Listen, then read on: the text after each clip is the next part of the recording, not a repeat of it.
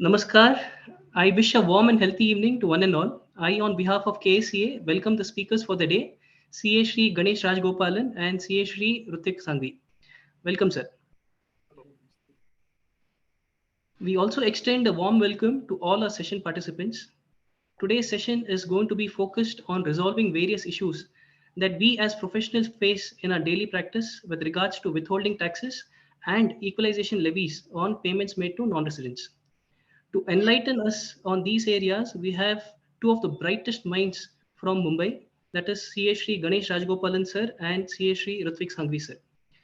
I now request CA Rahul to welcome and formally introduce the speakers to the audience. Over to you. Good evening to all on behalf of Karnataka State Chartered Accountants Association. I welcome you all to this webinar on the topic of demystifying income tax provisions on payment to non-residents. I would also like to welcome today expert speakers from Mumbai, Shri Ganesh Rajgopalan ji and Shri Rutvik Sanghvi ji to this webinar. Welcome, sir. To give you all a brief introduction about the speakers for the day, Shri Ganesh Rajgopalan sir is a chartered accountant. He handles tax audits and litigation on income tax and indirect tax matters. He is a keen student of taxation. He was awarded the Heather Self Medal for standing joint first in the paper on Principles of International Taxation in the Advanced Diploma course conducted by Chartered Institute of Taxation, United Kingdoms in 2013. His academic research interests presently are in the areas of taxation, copyright law, and international trade laws. He has authored the book Taxation of Copyright Royalties in India, which discusses on the interplay of copyright law and income tax, published in 2019, and its second edition has been released in April 22 earlier this year. His articles have been published in the Bulletin of International Tax Research Platforms like IBFD Netherlands. He is also a contributor in the revision of Sampath Iyengar's commentary on the law of income tax in its 13th edition. His comments on the proposed change to Article 12, royalties on software payments during 2021, were published by the United Nations. He was a branch reporter for India for the IFAC and Congress 2020 on subject of reconstructing the treaty network, which deals extensively with the MLI and its impact on the double tax treaties. He is a regular participant in the activities of professional bodies, including the Bombay Chartered Accountants Society, Chambers of Tax Consultants, and has been part of several committees of these organizations. He has contributed to their publications on GAR, MLI, and international taxation as well. Our second speaker for the day is Shri Rutvik Sanghvi ji. He is a chartered accountant with more than 17 years of post-qualification experience and is a partner with Rashmin Sanghvi and Associates. He is involved in the firm's core international tax and foreign exchange regulatory advisory services. His focus area are inbound and outbound strategy, corporate and HNI investment and succession planning, as well as income tax and FEMA representation and compliance services. He takes active part in professional organizations and is committee member of Bombay Chartered Accountants Society, convener of its International Taxation Committee, and member of its Direct Tax Committee. He is also convener of the Direct Taxation Committee of the Indian Merchant Chambers. He presents regularly at various fora, including at ICI and its branches, BCAS, Chambers of Tax Consultants, and Society of Auditors. He has contributed to the latest edition of Sampath Iyengar commentary on the income tax law as part of the editor's team.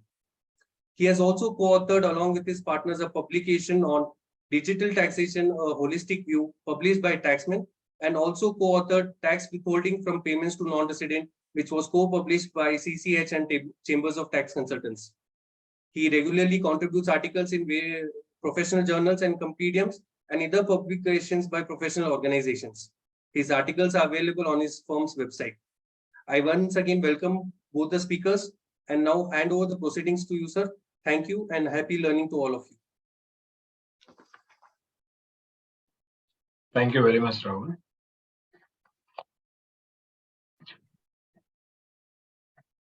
Can we go ahead and start the session? Yes, sir. A very warm welcome to everyone here. The task given to us by the association is, in a ways, challenging at the same time welcome. And thanks to their suggestion that we could take the liberty of taking up this session together. So Ganesh and I have discussed that how to move forward on this presentation, and we have taken the liberty to kind of take up certain areas of this presentation between both of us.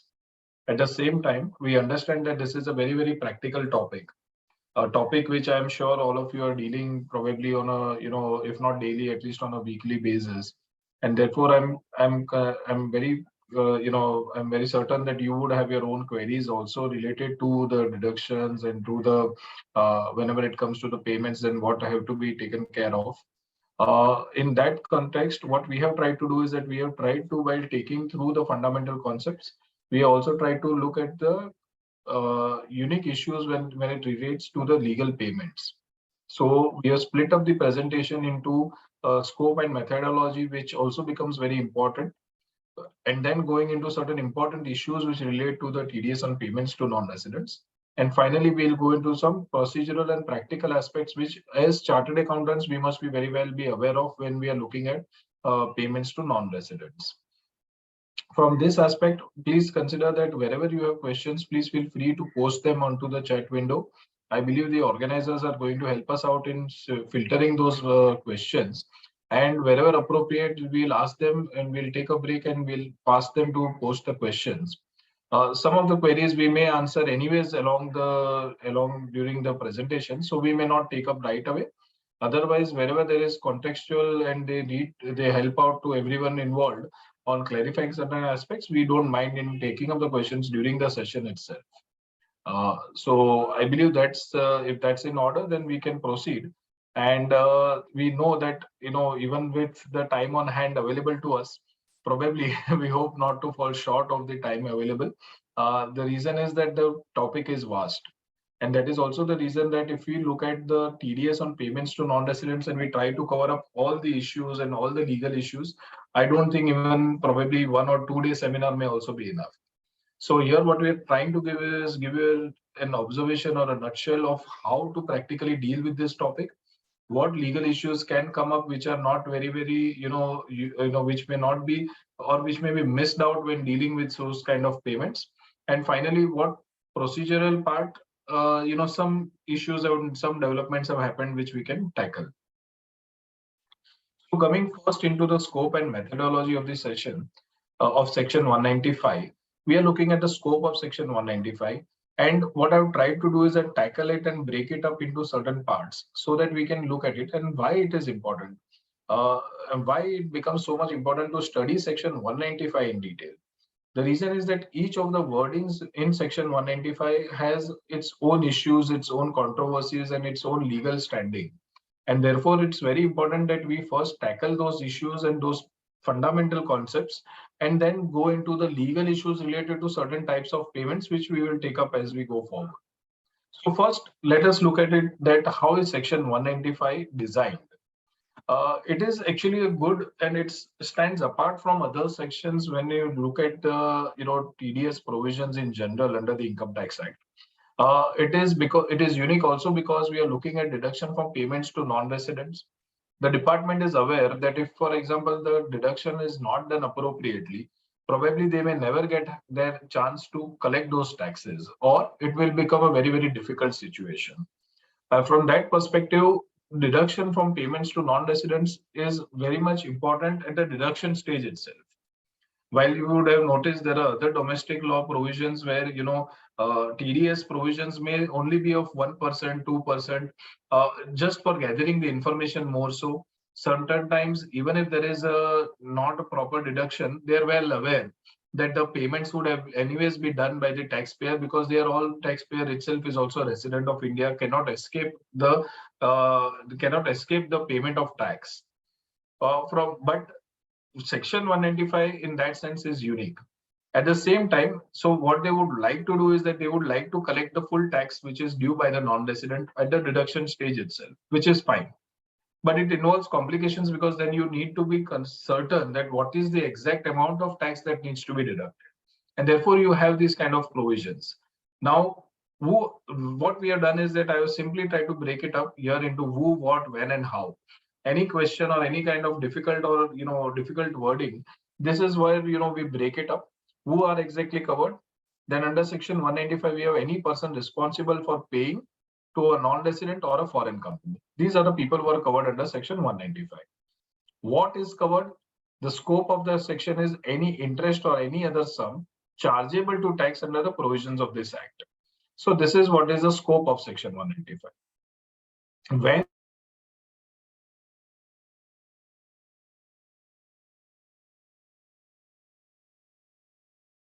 is it applicable? At the time of credit, then you have to deduct income tax thereon at the rates in force. So each of these limbs of section 195 hold importance, and we'll try to go into that limbs right now.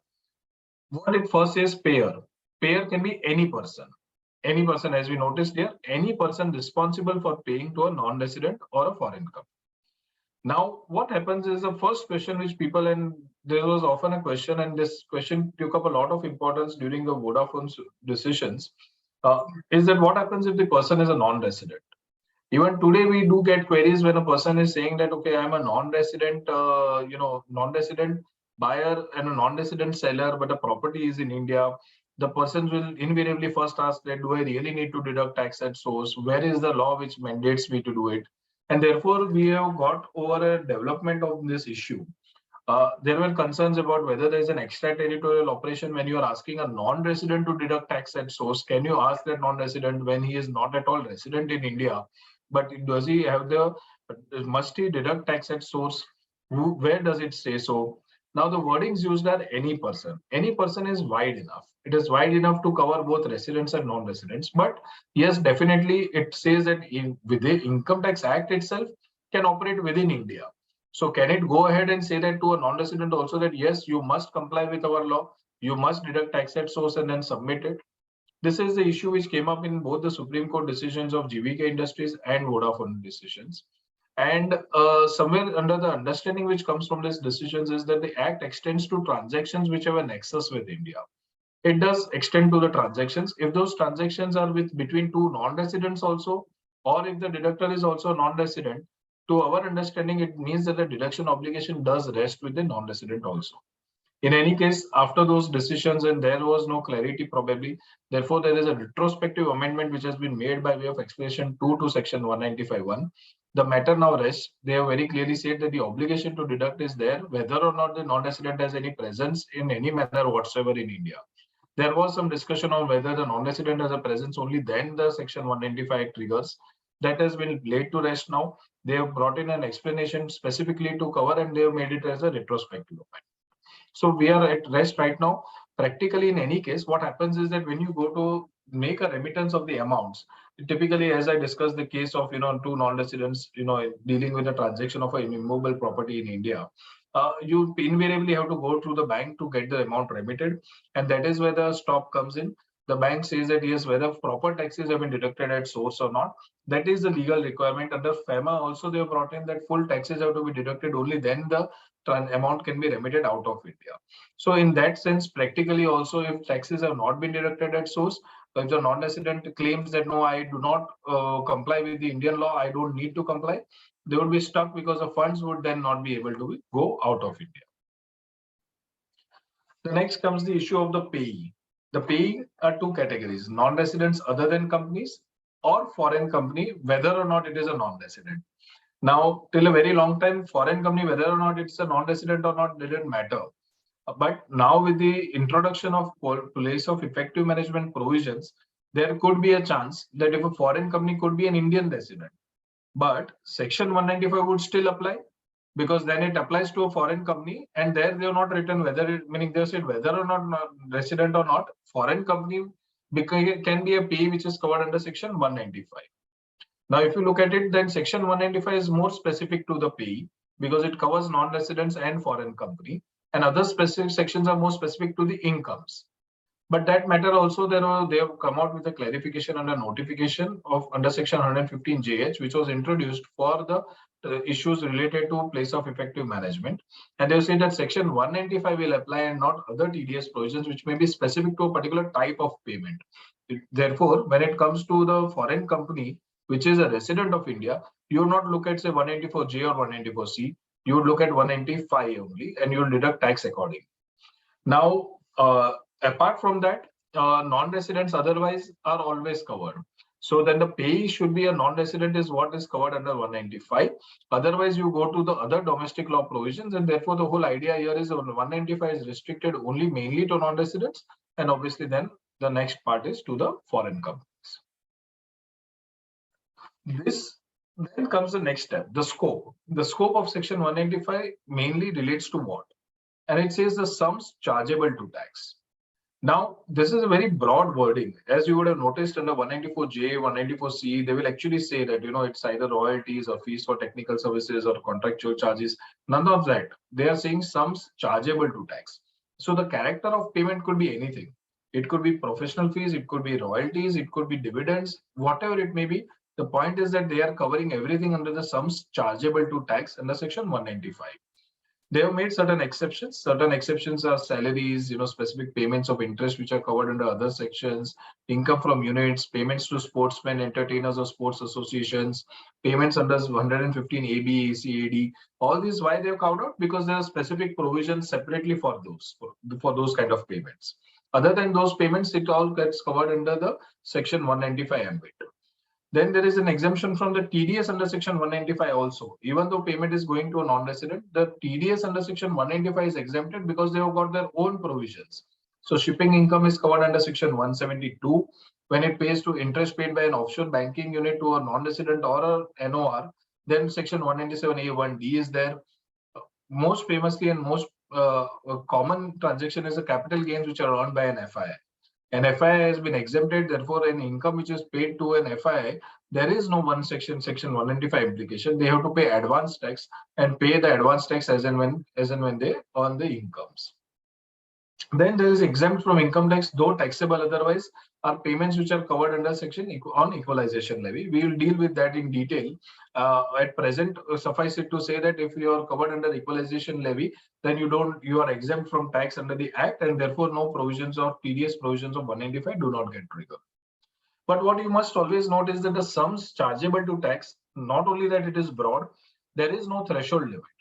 You have some small thresholds, and when you go to 194J or you go to 194C, there are certain thresholds. However, here there is no threshold. So even if you are making a payment of even 10 rupees to a non-resident, if there is an income element in it, you are supposed to deduct tax at source.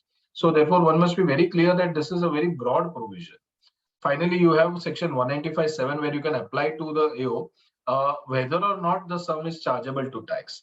So therefore, there is a view that whether 195 acts on sums which are not chargeable to tax, but then what they have said is that very clearly is that the scope remains as that sums chargeable to tax is what is covered under section 195.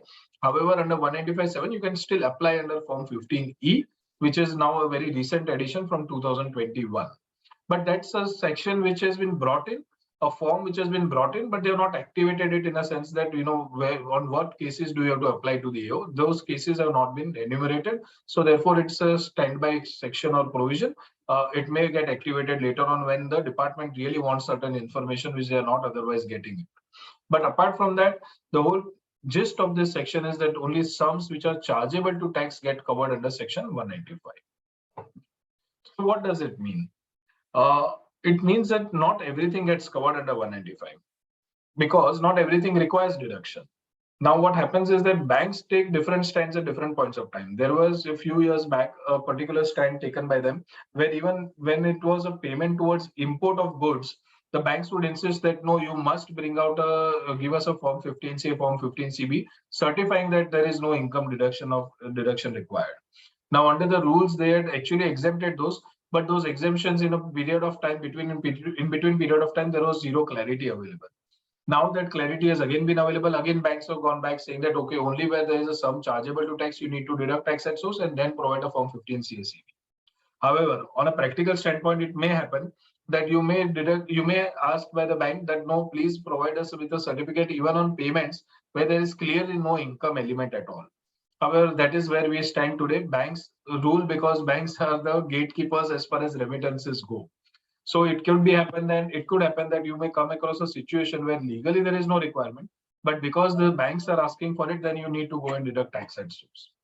Now, you need to comply with the provisions of Section 195, and then maybe deduction of tax at source is nil, but you still need to comply with the whole paraphernalia of the forms which are required there. But there are certain decisions which are in favor. Exempt incomes are not covered under 195. I have cited the decisions, or the citation is provided there. Income should accrue to the payee. There could be a situation where you're paid, but the income is still not accrued to the payee. In those situations, 195 does not trigger at that stage. What happens in a void agreement? In a void agreement, there is no income which has actually been earned by the payee. Therefore, in those situations, again, 195 does not get triggered. Or a case where the agreement has not been concluded. So income does not accrue, as the right to receive the income is not crystallized. This is very important to remember or to take note of. There can be a situation where the payer has made the payment, but the payee's income has not accrued yet.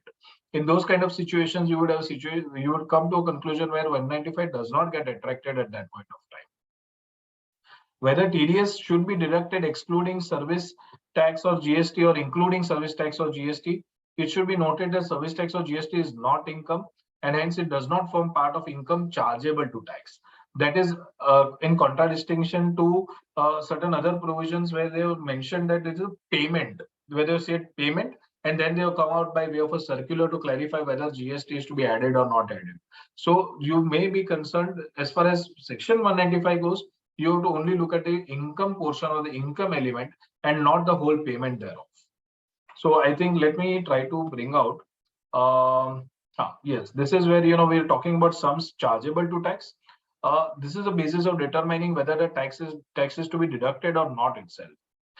There are, time and again, there have been certain disputes between the tax office and the deductor, where they've stated that no, you have to deduct on the payment itself to the non-resident. We don't care whether there is any income element therein or not. This has gone to the Supreme Court twice, in fact, Transmission Corporation way back, and recently again in the GE India Technology decision of the Supreme Court. It is very clearly held by both these courts, by the Supreme Court twice, in fact, that tax is to be deducted not just from payments which are wholly incomes, but also from payments where only a portion of the payment may be income embedded in the payment. What this indirectly means to suggest is that if there is no income, then you are not required to deduct tax at source. And that is why GE India Technology very clearly states that it is not correct to say the moment a remittance was made to a foreign party, tax became deductible under the provisions of Section 195 of the Income Tax Act. This is a very important provision. Time and again, we have come across a situation where they are saying that no, you must deduct tax on the payment itself. We don't care whether there is income element or not. That is incorrect. While it is correct to say, while it is right on their part to say that yes, if there is even a small income embedded in the payment, then the whole payment attracts, but you have to deduct tax only from the income portion of it. There is a distinction to that. So when I'm making a payment of 100 rupees, the income element therein is only of 10 rupees. My tax deductible at source will be qua that particular 10 rupees and not qua the 100 rupees. This again has been again and again cited not just by the courts, but also by the CBDT itself in their circulars. They are very clearly brought out under Section 201 circulars and under the disallowance under Section 40A1. Both these circulars very clearly say that the disallowance or the interest must be computed on the portion which represents income, or the portion or the sum which is chargeable to tax, and not on the whole of the amount which is involved, which clearly mentions or clearly states that even the government's view is that tax is deductible only from the income portion and not the payment itself. A very famous case which comes up is, or time and again which comes up is the transaction which I just referred to some time back, is on a purchase of a flat by one NRI from another NRI. So whatever we have discussed till now all gets attracted in this one transaction. Mr. X, an NRI, wants to purchase a flat from Mr. Y, another NRI. So let us review it. What's the first issue? Being an NRI, should he deduct tax at source? Should Mr. X say that I am purchasing, I am the deductor, I am an NRI, why should I be bothered about the TDS obligations? As we already discussed, the tax act as anyways has been amended. Whether or not the non-resident has any presence in India, the act does say that yes, Section 195 gets attracted and the deductor needs to deduct tax at source. Legal arguments can keep happening, but as we discussed, on a practical basis, if the deductor does not deduct tax at source, he lands up in a soup because remittance can't move forward. The second issue which comes up is, should it be deducted from the full sale consideration or from the capital gain only? Now, typically what happens is that when it happens on a sale of immovable property, the gain portion would be very, very less than the whole sale proceeds itself. And therefore, it becomes important that you do not deduct from the whole sale proceeds, as otherwise a lot of funds get stuck up for the income earner. However, what has happened on a practical basis is that people don't want to go into the computation of the capital gain. They say that no, when I'm deducting tax at source, why should I be bothered as a deductor to find out what is the gain which has been earned by the seller? And therefore, they say that no, let us only deduct whatever is the income portion of it. Deduct on the full sale proceeds itself, and then let it go and let the non-resident earner file the tax return and get a refund, whatever they want. This is where actually a fallacy lies. As chartered accountants and as professionals, we should be clear that it's only on the gain amount. On a practical compromise, certain times the deductors do not wish to go ahead, but it should be impressed upon them that if you properly compute the gain amount and then give that gain amount only to the deduction perspective, it saves a lot of trouble from both ends of the situation. Now then the next question comes is, can the payer itself determine the amount of the tax which has to be deducted at source? I see that there being no bar at all.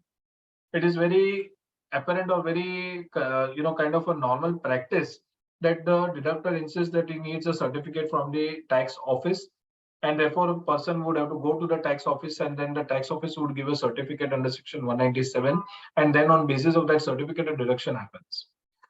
In my understanding and my view, that is not always the default. Meaning there are situations when you need to consummate the deal very fast, because we know that if you go to the tax office, it's anywhere between 2 to 4 months which it takes for the certificate to come out. Also, that may be a case where there is a clarity available as far as the amount of capital gain which is earned. So you can compute the capital gain very clearly and very easily. There is a purchase consideration, there is a sale consideration, both documents are available. There is no controversy involved. In those kind of situations, then the deduction of tax at source can be correctly and properly done. If that be the case, I don't see any hesitation from the deductor itself determining the amount of tax or the amount of income or the gain which has been earned on that transaction. And once that is done, the CSR can also issue a certificate.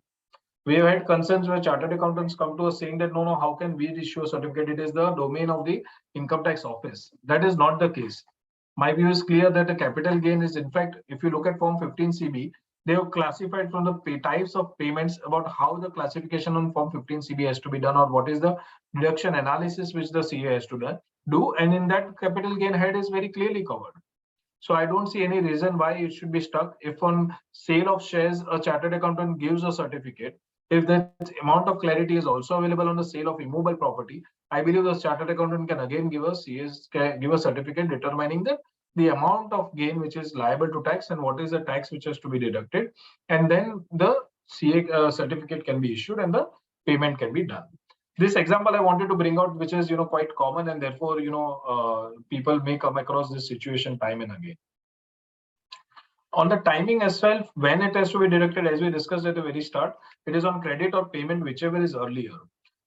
But from whose view? From the view of the payer.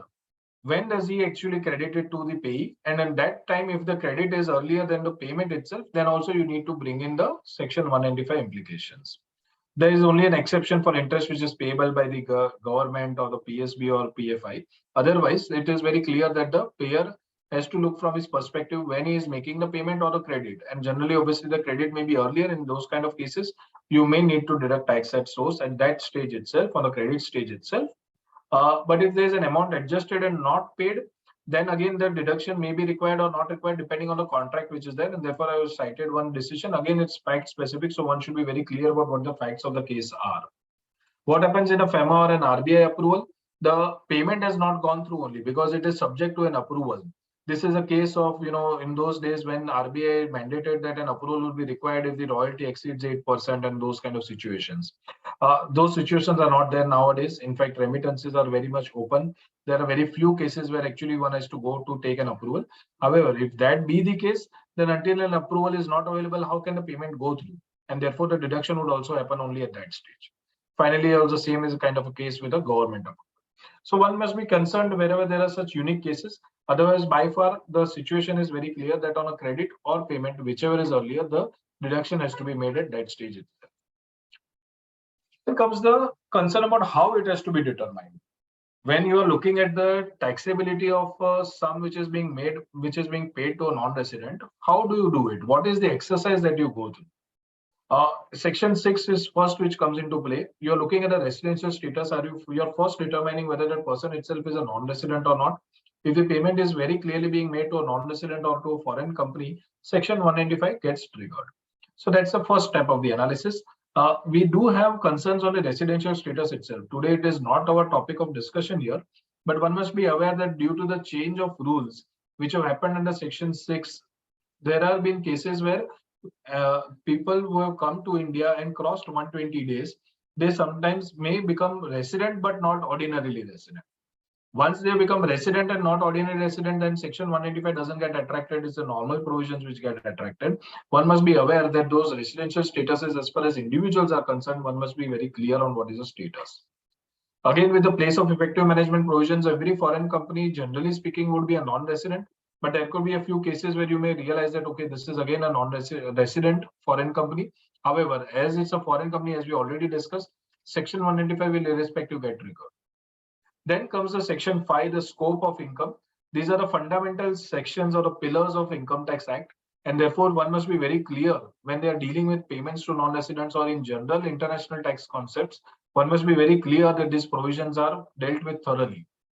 Section 5 talks about received or deemed to be received for a non-resident. When it is received or deemed to be received in India, the non-resident does become taxable in India, or it accrues or arises in India.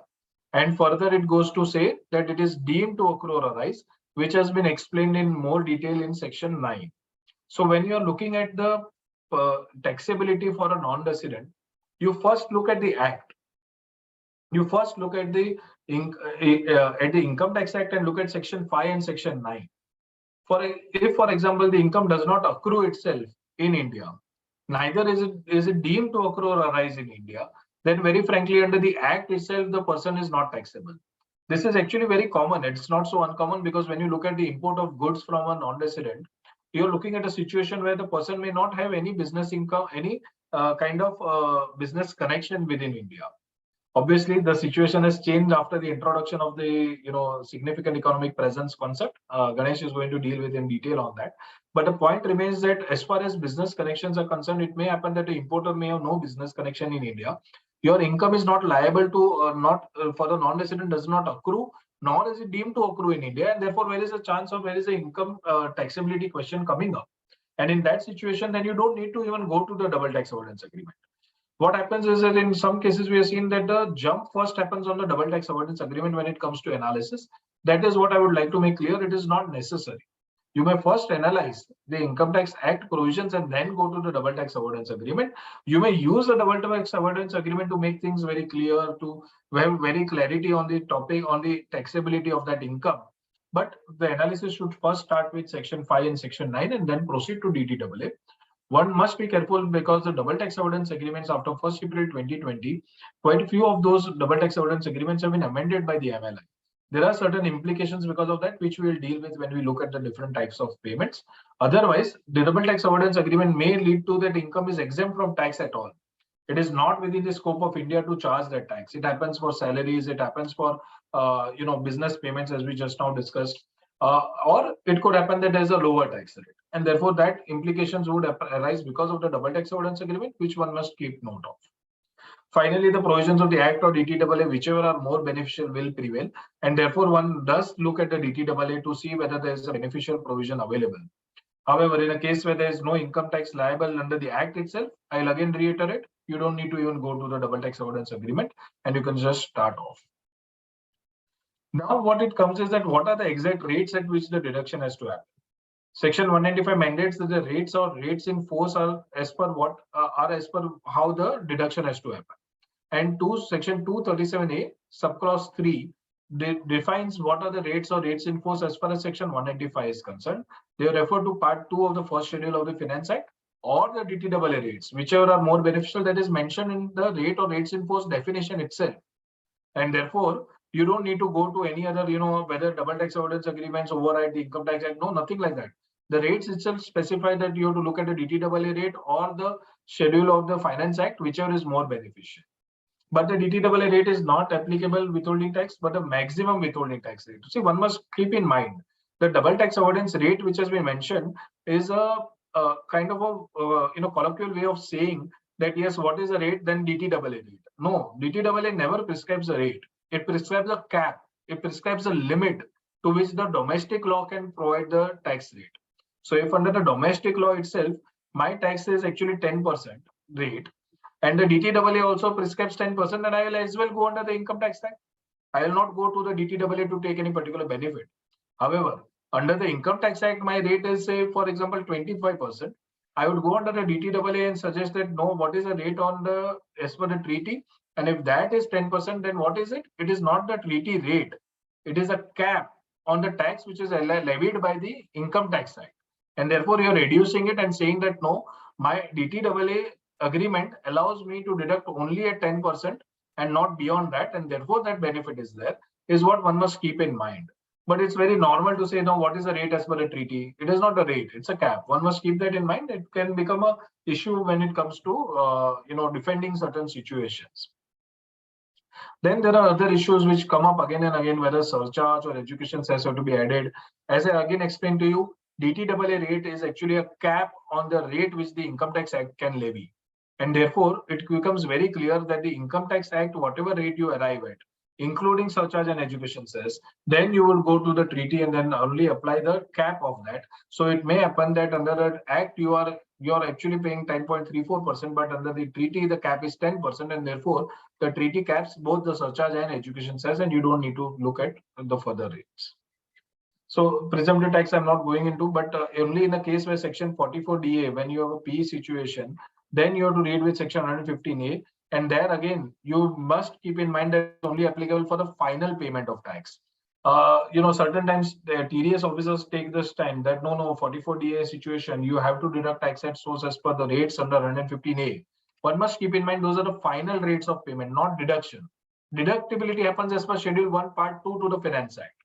Those same rates may be mentioned there, but you still have to go as per the schedule and not as per the provision, not as per the rate in the main provision itself, because that is not for the deductor. It is for the income earner to determine their final tax rate. It is not for the deductor to decide based on those rates, okay, what is the rate? Should I go to 115A? No. You have to go as per the Schedule 1, Part 2 to the Finance Act. And then comes up the grossing up of tax. Essentially it's a simple mathematical exercise.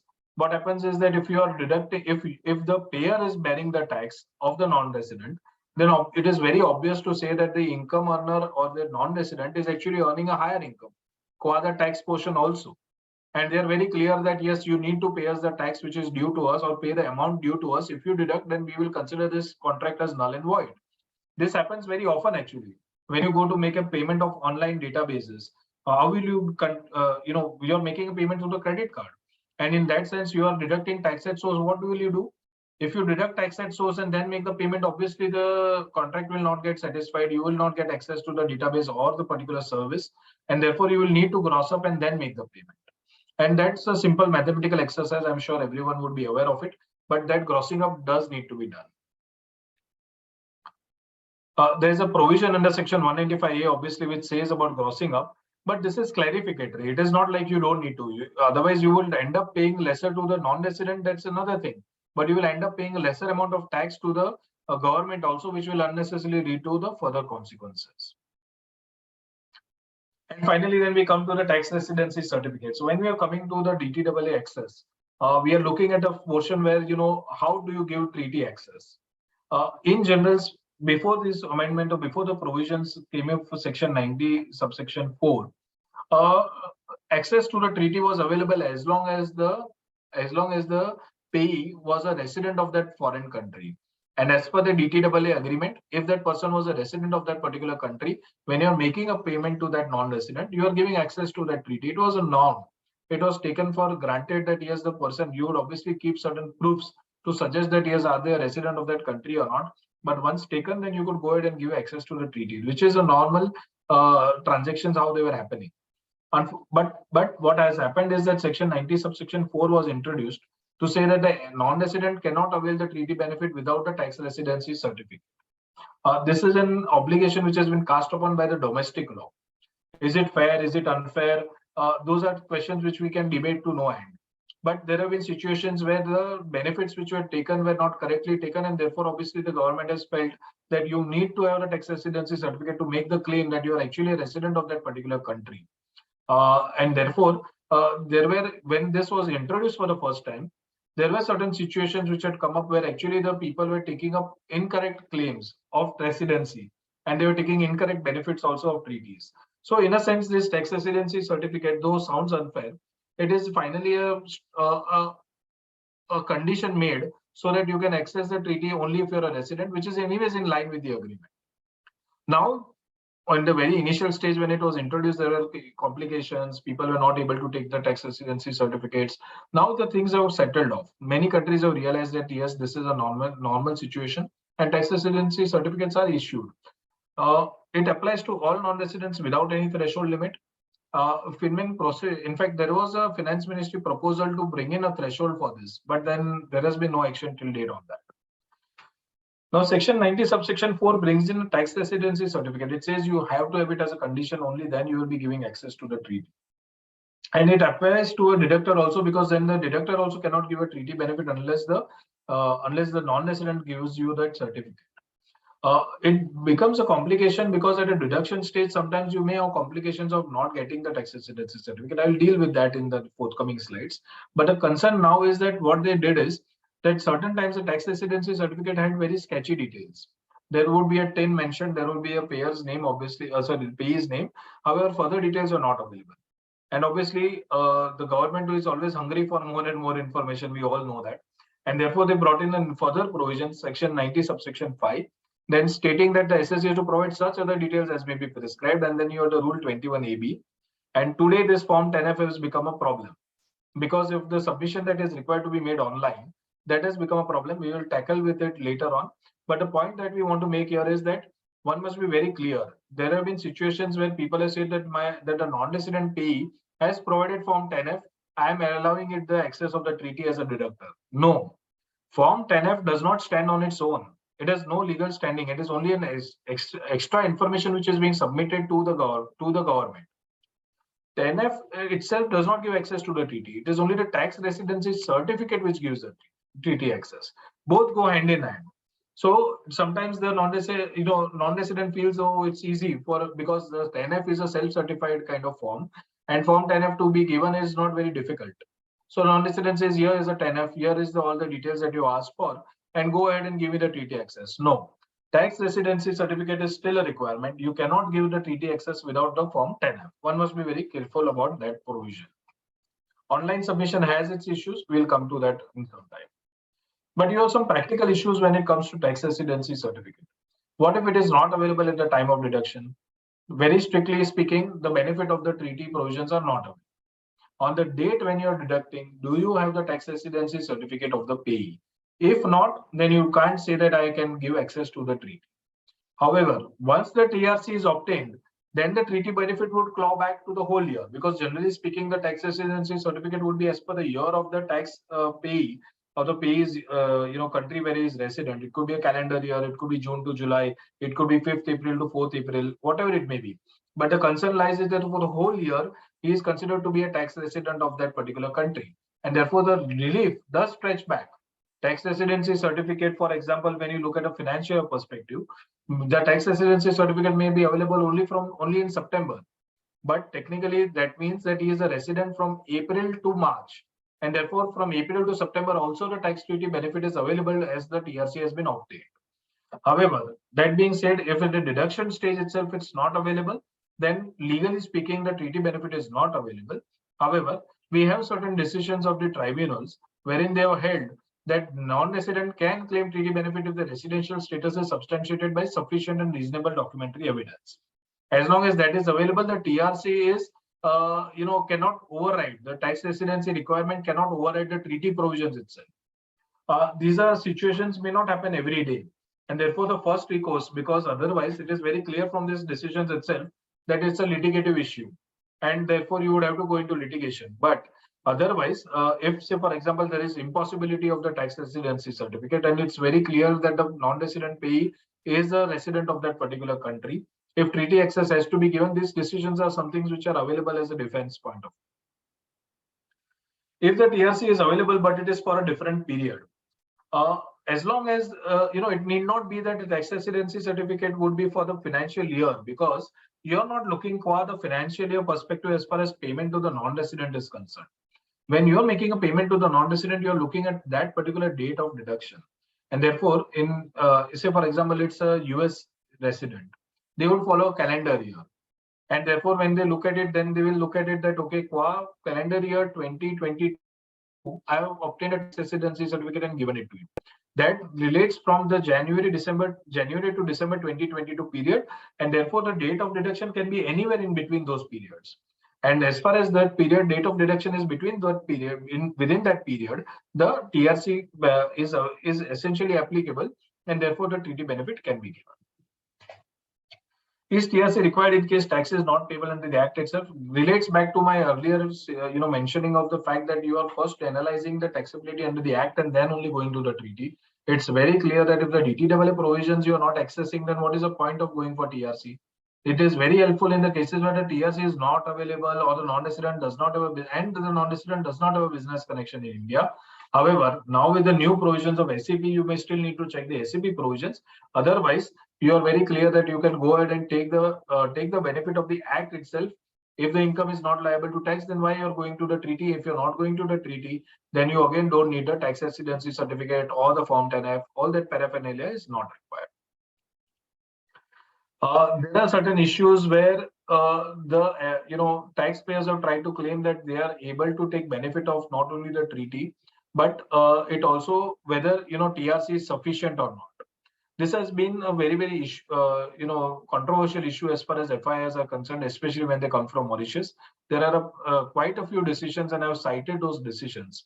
I would put it in this way, in my view, that tax residency certificate is enough to claim the tax residential status. However, when the transactions are somewhat of a sham, or where the conditions are difficult to achieve, and especially when it comes to limitation of benefits clause, or the beneficial ownership test, or the principal purpose test, I believe certain investigation is required by the deductor and therefore the chartered accountant of the deductor. When it comes to say that, okay, no, are this actually, this has been a typical example. We have had a case where the payee issues an invoice of one country, but a payment is asked to be made into another country.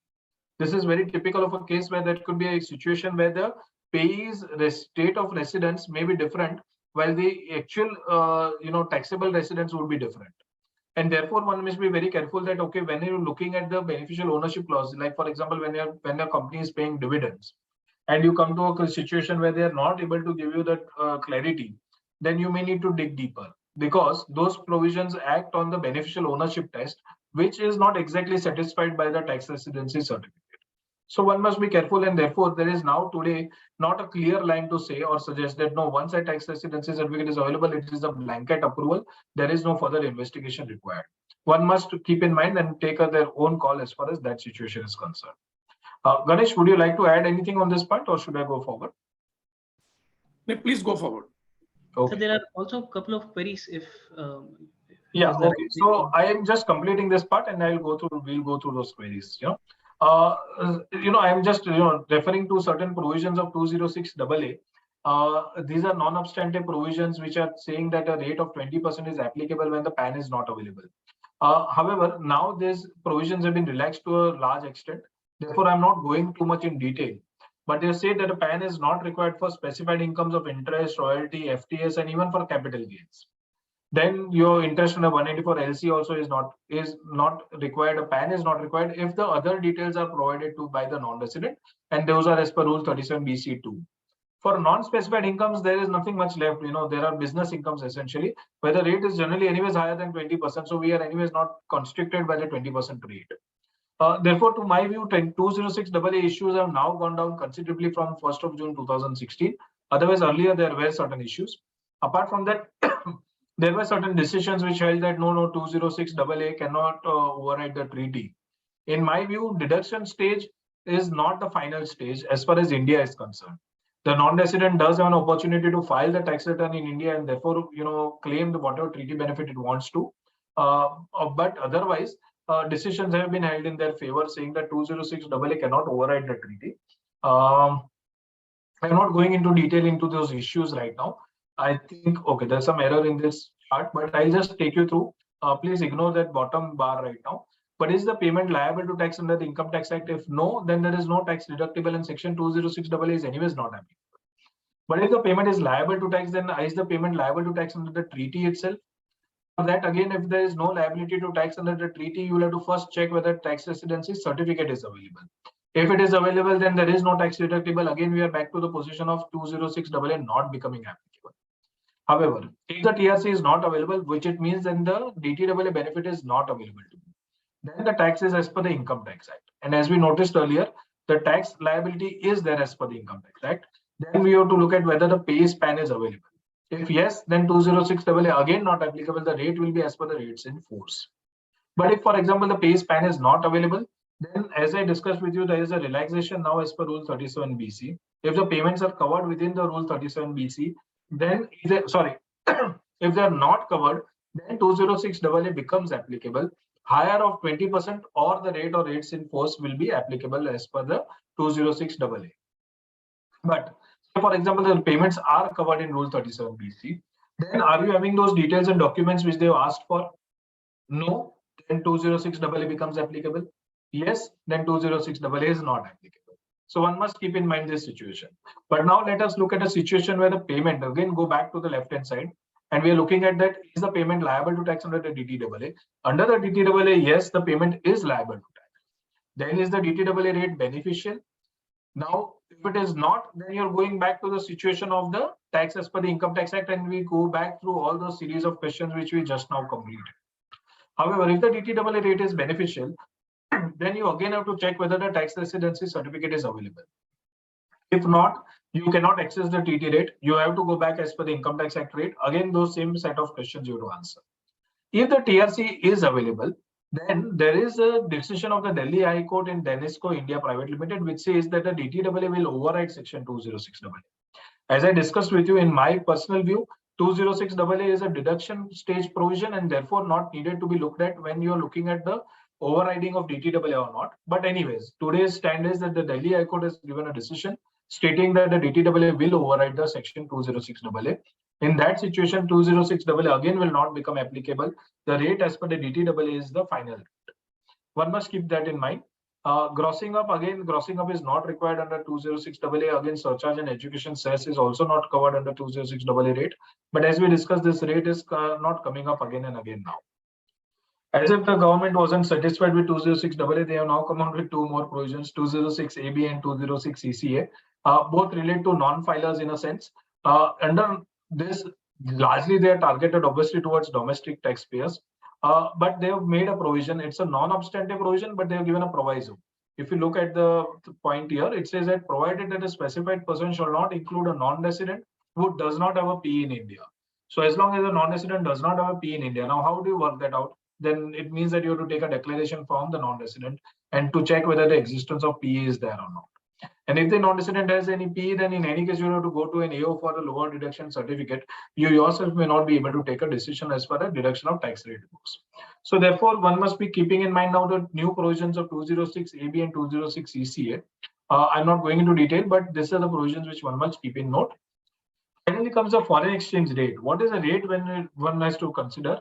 Conversion rate has to be considered as on the date that the tax is required to be deducted, not when the payment is made, when the tax is required to be deducted. So and sometimes what happens is when your deduction is happening at a different date, but your conversion rate goes back to the tax date on when the tax is required to be deducted at source. There could be certain fluctuations, when you actually make the deduction and when you finally go to make a payment, few days of delay, there is no requirement to deduct again on that fluctuation part. It is in substance covered by the conversion because of conversion rate you have already been prescribed. You already deducted at that particular foreign exchange rate. You don't have to again deduct at a different rate when you go for the payment of that particular payment. I think this is where we stop on the fundamental concepts of Section 185. Before going into the important issues which are related to payments, do we look at the questions? I think have I made good in time? Just okay. I have taken up probably more time than needed, but let me just have a look at the questions. Yeah, sorry. Yeah, what are the questions? We can any question. We can read it out for you, sir. So there's a question from CA Vedyas. Yeah. In your initial slides, you made a statement that until and unless there is accrual of income, 195 does not trigger at all. So can this be taken to conclude that for advance payments, there is no requirement of tax deduction at source? If yes, how do you reconcile this with the provision under 195 which says tax has to be deducted at payment or accrual, whichever is earlier? No, very good question. So when does the payment actually get accrued? At a stage when you're making an advance payment, in my belief, there is a credit which is actually being made in favor of the non-resident payee. Otherwise, you would not be making a payment because there is a credit in the sense that the contractual terms require you to make an advance payment. An advance payment does not mean that the payment was not due at all. The payment was due. And therefore, at that stage itself, the deduction of stage and the income does accrue to the non-resident payee, in my view. I stand corrected if Ganesh has a different view on that. So only one point on this, only one comment, short comment. Our income, of course, in the scope of total income under Section 5, income received is also to be included in the scope of total income. But what is included is not a receipt per se, but a receipt of income. There's been income receipt. Like Rutvik pointed out, that an income receipt has happened because the accrual, the advance itself accrued to the non-resident. That's the logic. Exactly. I would. It's not as if like an advance payment is being made, which is refundable. That case where there is no there's no contemplation that the amount is being paid as a income. That case, obviously, there is no taxability. Whether you can make a payment on that basis of under FEMA, there's another problem. Yeah, true. So next question is from CA Siddesh. Yeah. Again, one statement was made that the deductor can himself compute his TDS liability by computing the income embedded in the payments that he's making out. Yes. Wouldn't this make the provisions which authorizes the assessing officer to compute the income, provisions which make the assessee to go and apply to the assessing officer to have the income computed, wouldn't these provisions get redundant by taking a view that the deductor can himself do the computation? No, I agree. No, so but provisions don't become redundant, and therefore I would suggest that Transmission Corporation and both GE India, you can study, and they have very clearly specified that both options are available. See, at one point of time, the transactions were probably as low enough that every transaction had to go through the tax officer for deduction, for determining the amount deductible. However, those days are gone. Today, if you go to the tax office for every payment, the tax office will run away. I'm very sure of that. So the CAs are playing a very important role in allowing and providing those certificates. What we are suggesting is that there is a norm here that, okay, when it comes to capital gain amount, we cannot deduct or we cannot compute. That is not the case. There are so many cases where CAs are giving certificates for share capital gains on shares. So what is the harm? It is capital gain at the end of the day. So why are we giving certificates for that and not for properties? I'm clarifying. If there's any controversial issue or if the computation is not easy to be done or we don't have the full information, then yes, please go to the tax officer. But the default action which is done, and now it has become such a norm that tax officers themselves also believe that no, we are the only guardians as far as capital gain on properties goes. That is not the case. Actually, to add to what Rutvik says, the legal basis for this practice, we can call it that, comes from GE technology. Yes. Basically, where they said that only in case of doubt, you go to the tax officer. There is no doubt. Where all elements of computing the income are available with the director. What is the problem in going to why should you even go to the tax office? This is the basis on which this practice will work. Where there is a doubt, where the computation, there are so many imponderables where you do not know everything about the computation. Basically, you go to the officer to get a LDC. There's one question by CA Sri Krishna. In case the asset is in India, the buyer is in Dubai, and the seller is in America, they can do the transaction without interface of any Indian bank. How can they deduct TDS and what is the control? Sub-registrar will catch you. You have to go and register the transfer, no? Yes. If it's an immovable property. If it is not an immovable property, it's a movable property. Basically, there are so many things which can happen which is not in the knowledge of the officer. But when it comes to the knowledge of the officer, you will pay the price. Exactly. Not just this case, there have been cases where people are given the wrong residential status, especially in immobile property. A non-resident stating or giving an Indian address and trying to escape.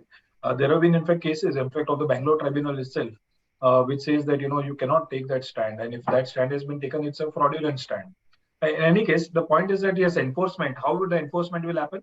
Definitely, the department cannot, but they have definitely gone ahead and given to the stamp duty office the right. And in fact, stamp duty office gives the information to the department saying that these are the deductions which have happened. And so if there is no deduction, then how will you go through the registration process? I'm sure that, TDS is the first document that they ask for at the stamp duty registrar's office. So I think Ganesh is very valid point.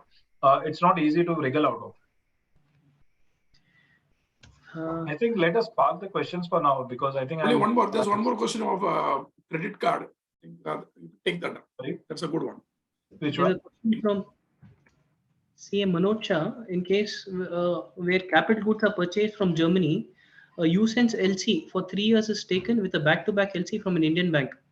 I am paying interest. Is TDS applicable? If so, at what rate? If it's a nuisance LC, it will be an interest, and TDS rate will depend on treaty to treaty. That has to be determined. So, too specific a question where we cannot answer. I think so, yeah. Very fact specific, I would believe. But one question, I think the deduction would be required. I don't see any. Nuisance LC is interest, and in shipbreaking cases as held as much, if I recall. So anyway, that apart, there was a question on credit card payments. So Rutvik, your views on this. Yeah, so this has been a question which a lot of times I have received, is that when the payment is done through the credit card, how is the TDS to be remitted? See, the issue here is that the department has not made any ease of or convenience to deduct tax at source from credit card payments. However, whatever may be the mode of payment, it is finally being made a payment to a non-resident. That let us be clear. So as far as the legal stand goes, it is very clear that the deduction has to be made. I, in fact, heard of situations where chartered accountant has taken a view that because credit card payments, you're making to credit card, don't worry, you don't have to deduct taxes. No, please don't take that stand. It's only that the information may not go to the department and you may escape, then that's a different thing. However, otherwise, if they come to know, then the consequences can be very harsh. But do you make it? Unfortunately, at today's stage, this situation arises where you have no other option but to gross it up. You gross it up and then you make the payment to the government, and then you make the net payment, obviously the payment which is anyways due to the non-resident through the credit card. In that sense, you also comply, because the 195 provision makes it clear that the information has to be relayed to the tax officer, and now that it is online. Even when it wasn't online, we used to actually file the letters and those certificates with the card issuing bank, saying that, these are the payments we have deducted. God knows if they would go through to the department or not, but at least the different information was going to the bank.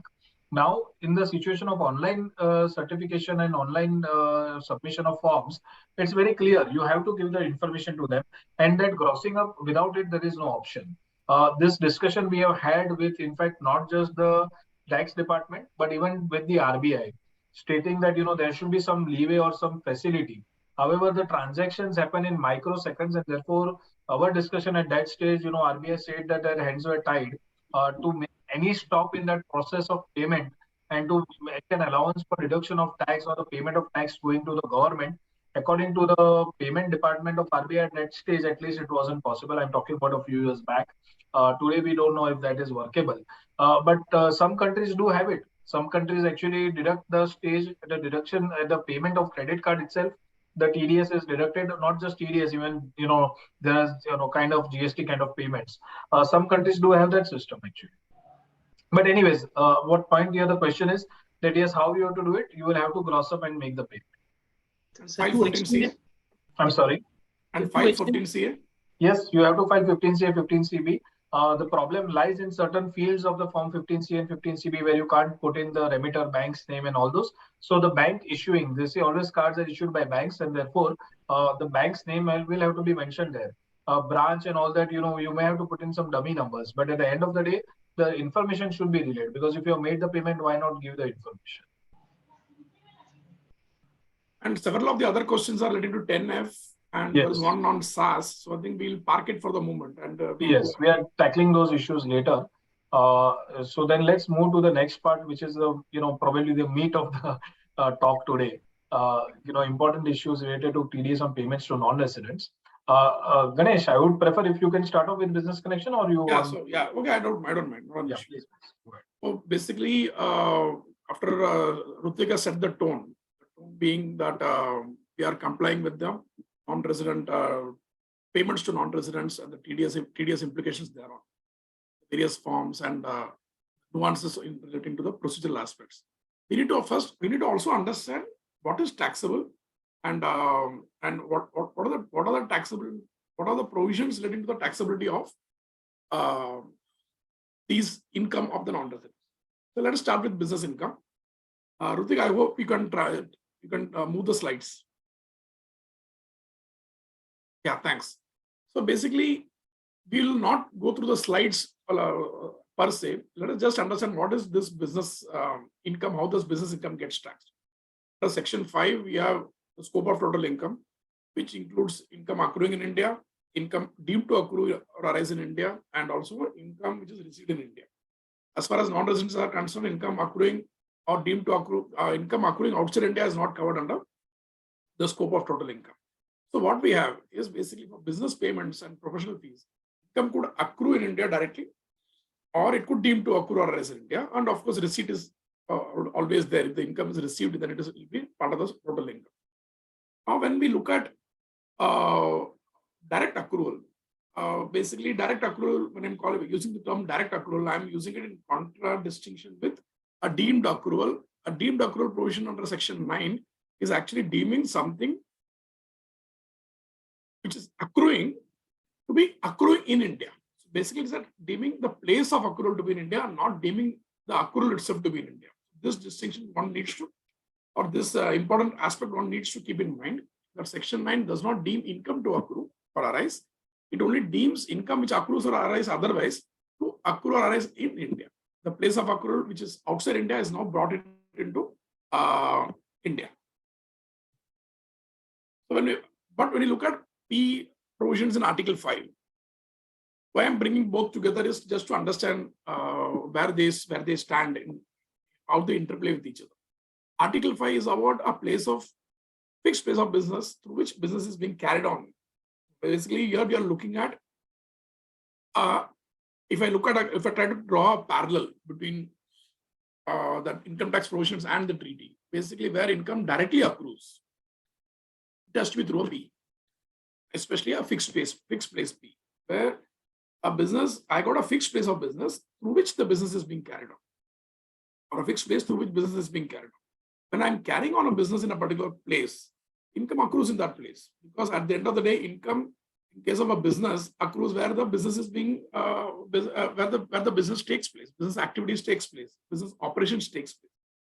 So we look at Article 5 in parallel with the treaty in the Income Tax Act. I would look at Section 5 direct accrual rather than deemed accrual. Deemed accrual would be for a business would be a business connection under Section 9. What is a business connection? We'll take up in the next slide. But the point is, when I look at Article 5, now Article 5 has got various types of Ps. One is fixed place P, which I said is akin to a direct accrual under Section 5.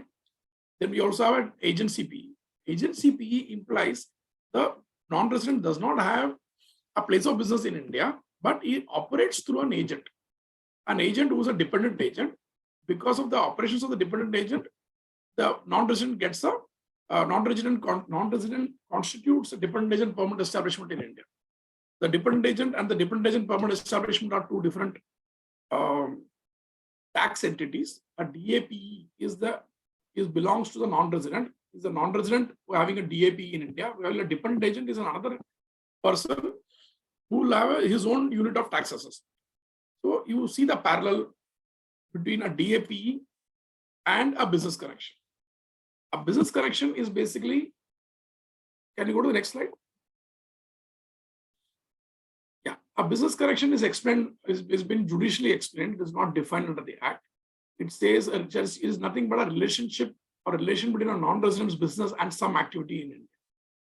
It predicates continuity. Occasional activities are not covered. There must be operations, and there must be a continuity and repetitiveness in that operations, and a real and intimate relation between the activity outside of the non-resident and activity inside India.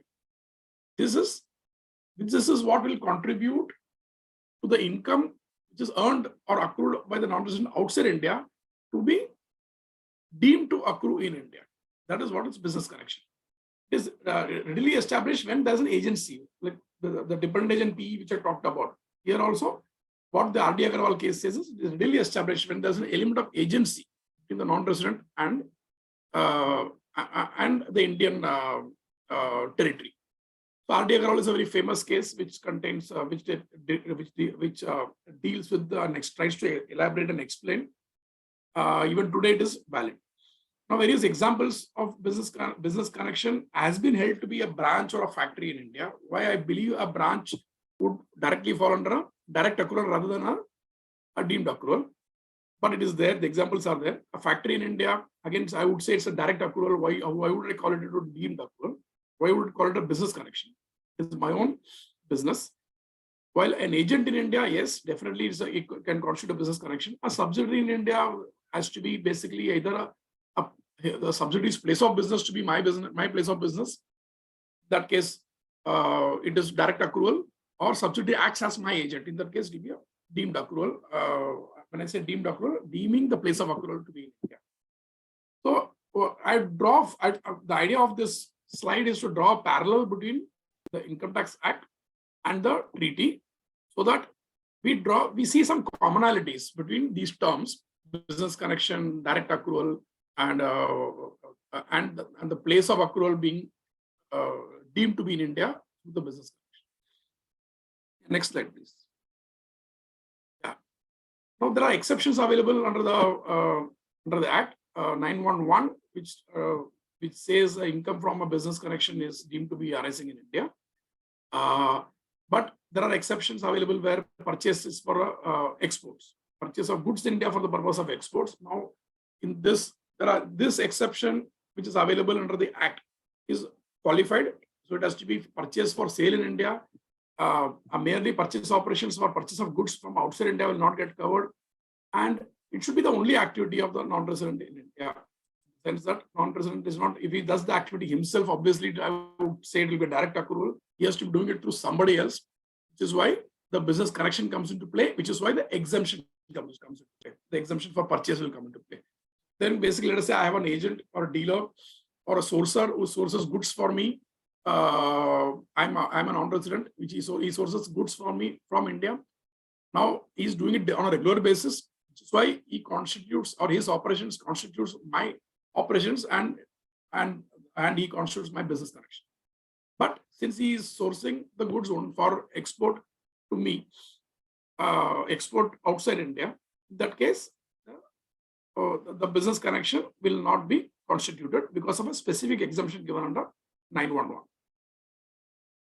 Services, there is no mention, like has been mentioned in the slide, purchase of services. But whether we can use the same logic, we cannot, because this is an exemption. Exemption has to be satisfied literally, it cannot be, and it has to be satisfied strictly, it cannot be. We cannot say where there is no exemption given for purchase of services. We cannot give that, extend that exemption to services as well. Next, please. So we have discussed this. Now there are changes being made to BEPS. We will not get into that BEPS aspect at all for the interest of time, because the idea of BEPS is just to expand the scope of permanent establishment, constituting the permanent establishment. That is all there is, and those changes have been brought in under the domestic law as well, under Section 991 Explanation 2. Various MLA articles are affecting the permanent establishment constitution, constituting of a permanent establishment, which has been brought out here. Again, as I said, we will not get into these aspects. So basically, now when you discuss this classic business connection, we have had this new animal which has come in, which is a significant economic presence. Now, a lot of people, a lot of professionals are struggling with this concept, and I would confess that I have also struggled with this concept. Every time I make a presentation, I get new thought process over the concept, and I would believe that this is not going to be the last presentation where I would be receiving such thought processes. Why I'm saying this is there are so many problematic aspects which come up in this significant economic presence. What is the significant economic presence? Yes, is this a significant economic presence is deemed to constitute a permanent establishment. That is what explanation 2A says. In explanation 2A to section 911 says. Now, if it is deemed to constitute a business connection, what is the role of the business connection which you talked about all along? The classic business connection. So the classic business connection is all about the relationship a non-resident has with some operations in India. Those operations are not his. Their operations have to be per se of somebody else. Because if it are his own operations, there is a question of if it were the operations of which he was carrying out himself, he would have had a direct accrual. So the point is these are operations done by somebody else, which becomes so close to his own business that they become his operations. And because of that real and intimate relationship with his own business, thus the business connection gets constituted. It's a very abstract thought process, but it is very easy to point out or identify such a business connection in a day-to-day commercial world, where I have a sole selling dealer who's dealing with my goods. He only imports goods from me and he sells. I don't do it through anybody else. He constitutes business connection for me because he is doing the selling operations, where which he is getting a selling commission or a sales markup, and because of that, I am avoiding a direct presence in India, and I am avoiding income which would otherwise would have accrued to me. I'm escaping from the direct accrual, which is what is being dragged into the Indian tax net by this business connection principle. But you look at the significant economic presence. This talks about something else altogether. This talks about transactions in respect of any goods, services, or property carried out by a non-resident with any person in India. Let us forget about the other parts of it. Only clause A, I'll call it clause limb A. Let us discuss. I've marked certain parts of the explanation 2A in red. These are basically to show the movement or the evolution of the explanation 2A as it was introduced in the beginning initially, and then how it now stands after 2020 amendments. We'll not get into those legal aspects. Just try to understand what is this SCP. The transactions in respect of any goods, services, or property carried out by a non-resident with any person in India. That's what it says, which indicates anything and everything under the sun. Right?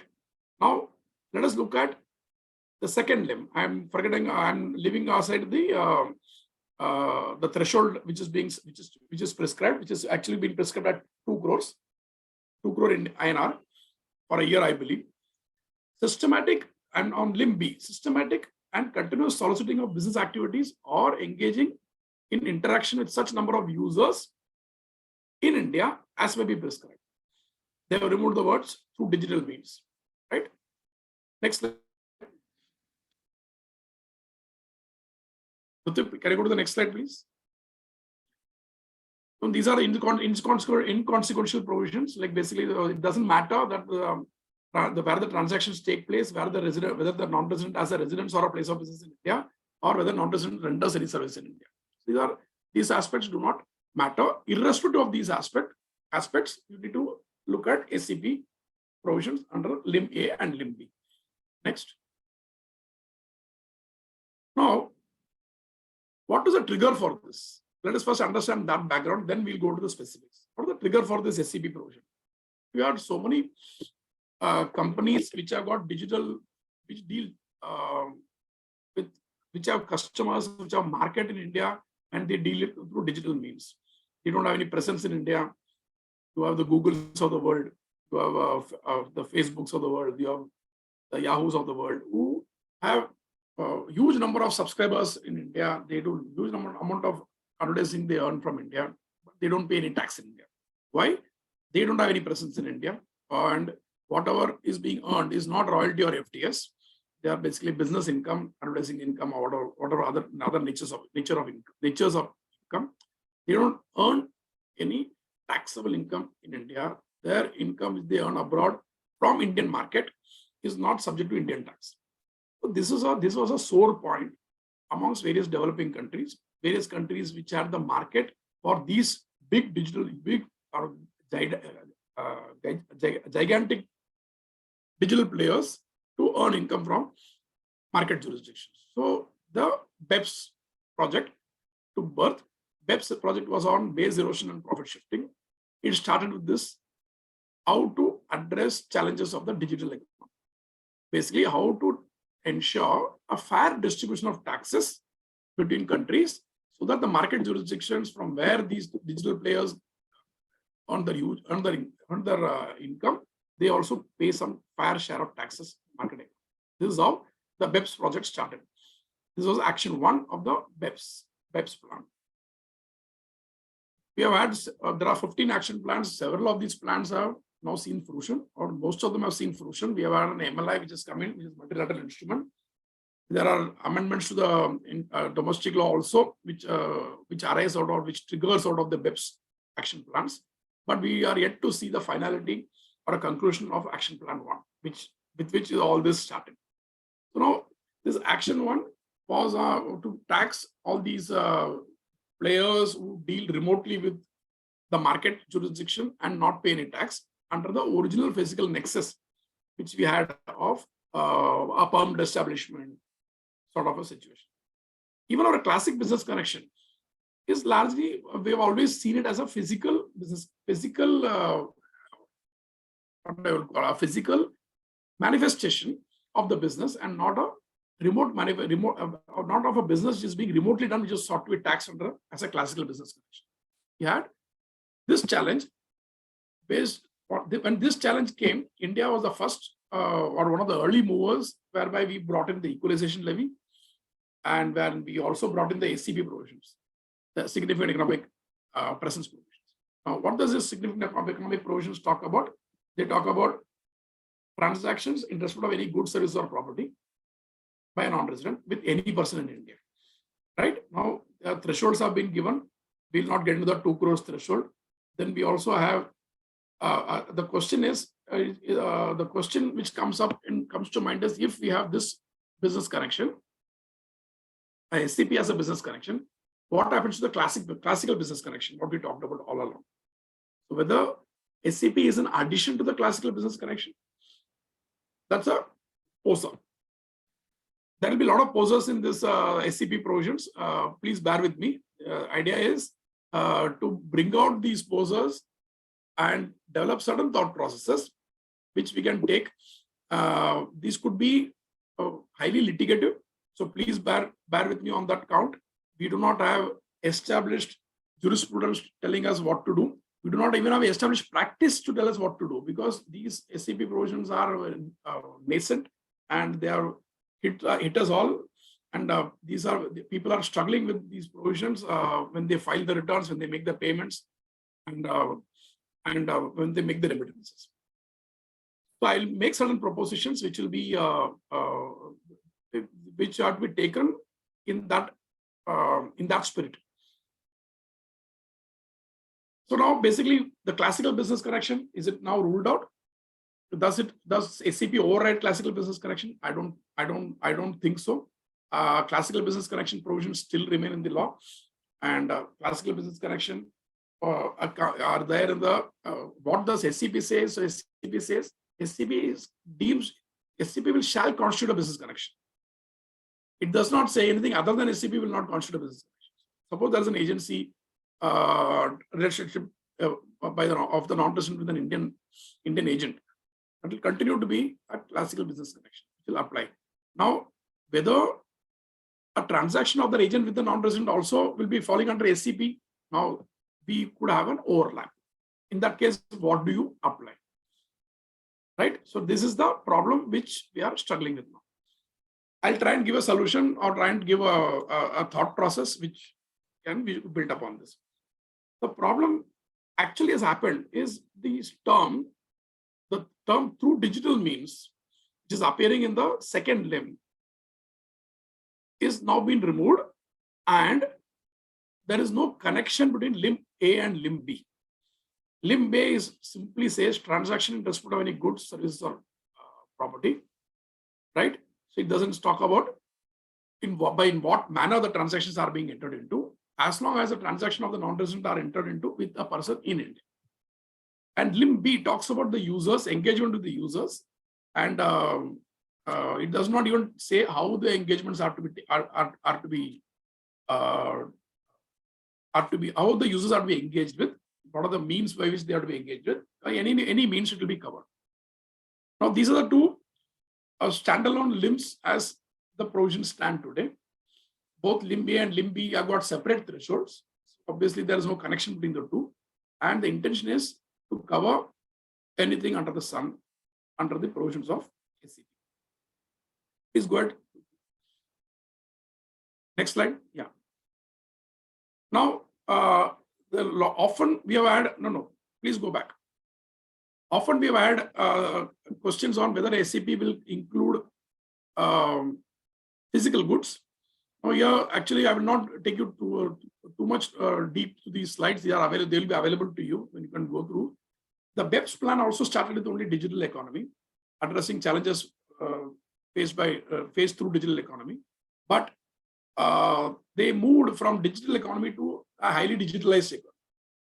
The movement was basically to capture not only digital transactions, also to capture transactions which are other than digital, but which have the characteristic of engaging with the markets remotely. The idea is that engaging with the market remotely. So, like basically, if you look at the first slide only, it talks about the first bullet point. It talks about earning revenue from customers in a country without having a PE in that country is not unique to digital businesses. I have realized that it is not unique to only digital businesses. Even other businesses have this sort of a arrangement. The second one talks about reduce the need for local infrastructure and personnel to perform sales activities in a specific jurisdiction in a scale there is a scale without mass. You can have a huge amount of activities in another country without being present there. It's possible. Why? Because you have means by which you can reach the other market even without having a physical nexus or physical presence in the other market. So there are LRD structures which have been referred to, which is basically low-risk distributors who just do the activity of agents, but they do not constitute a PE because they don't conclude contracts on your behalf. That is the requirement for a PE to be constituted, for a dependent agent PE to be constituted, and they continue to be your arms in the market jurisdiction, but not your PEs, and you don't pay any tax. So these are the challenges which they wanted to capture. Now this has been brought in the memorandum to the finance bill introducing the SCB. Next slide. So this is basically what our the parliament, the memorandum explaining the provisions of the finance bill says.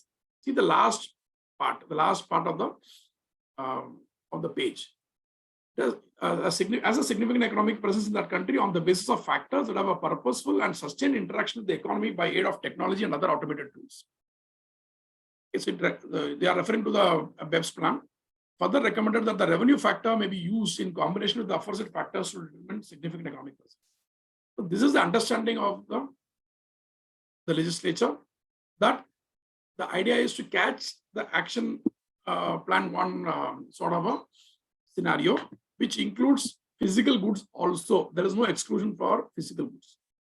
But also one important point which comes out from this last line is this: basically they say the revenue factor must be used in combination with these aforesaid factors to determine significant economic presence. It's not that just because I do a sale to a person in India, a significant economic presence should be constituted. There has to be some factor. What are these factors? They are largely digital factors or user-based factors. User-based factors would be basically factors which determine the user, you are engaging with the users to make the sale. Which is why a connection between a limb A in SCP explanation 2A and limb B was contemplated, was envisaged in the BEPS reports, but they surprisingly are found missing in the provisions. So what we have now is, I do a transaction with a person in India, it is an SCP, I engage with the users in India, it is ACP. Of course, I go beyond a certain threshold.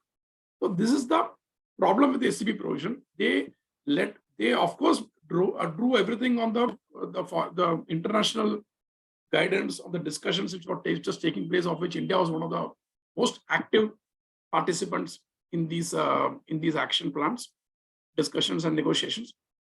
They drew on all these things. They introduced the SCP provision, but they deviated significantly, if I can use the word, from the link between the revenue and the factors, user-based factors or digital factors. That was given the go by, which is why all these problems we are facing now when we look at SCP provisions. Next slide, please.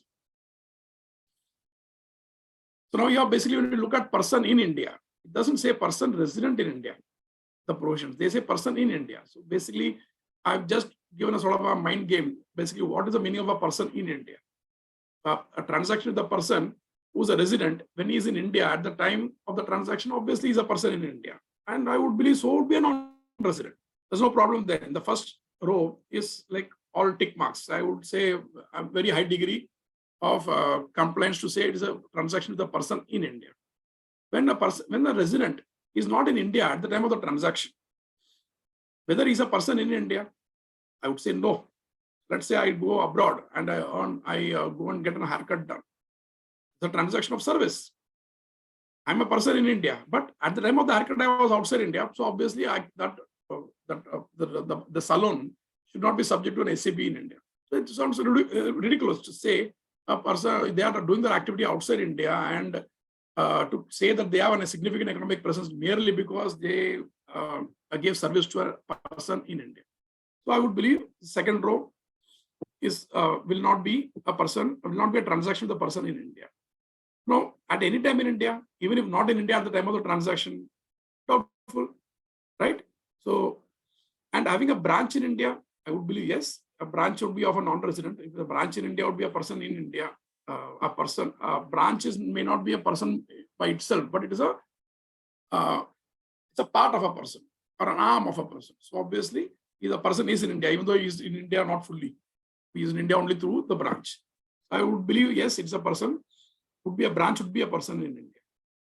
And a dependent agent would not be a person in India because a dependent agent is somebody who you would constitute your PE as a non-resident, but he is a different person than you are. So obviously, a dependent agent relationship will not constitute a person in India.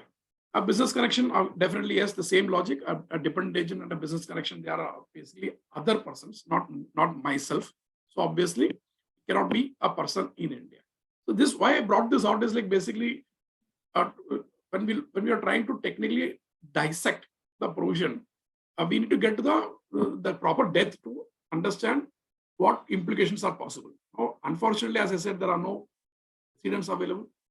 So what we are discussing is like virgin, the sense that there is these could be the fodder for future litigation as we go along. So please bear with me when you look at when you absorb whatever I tell you. Please take it with this in this spirit and with this background in mind. Please go ahead. And limb B.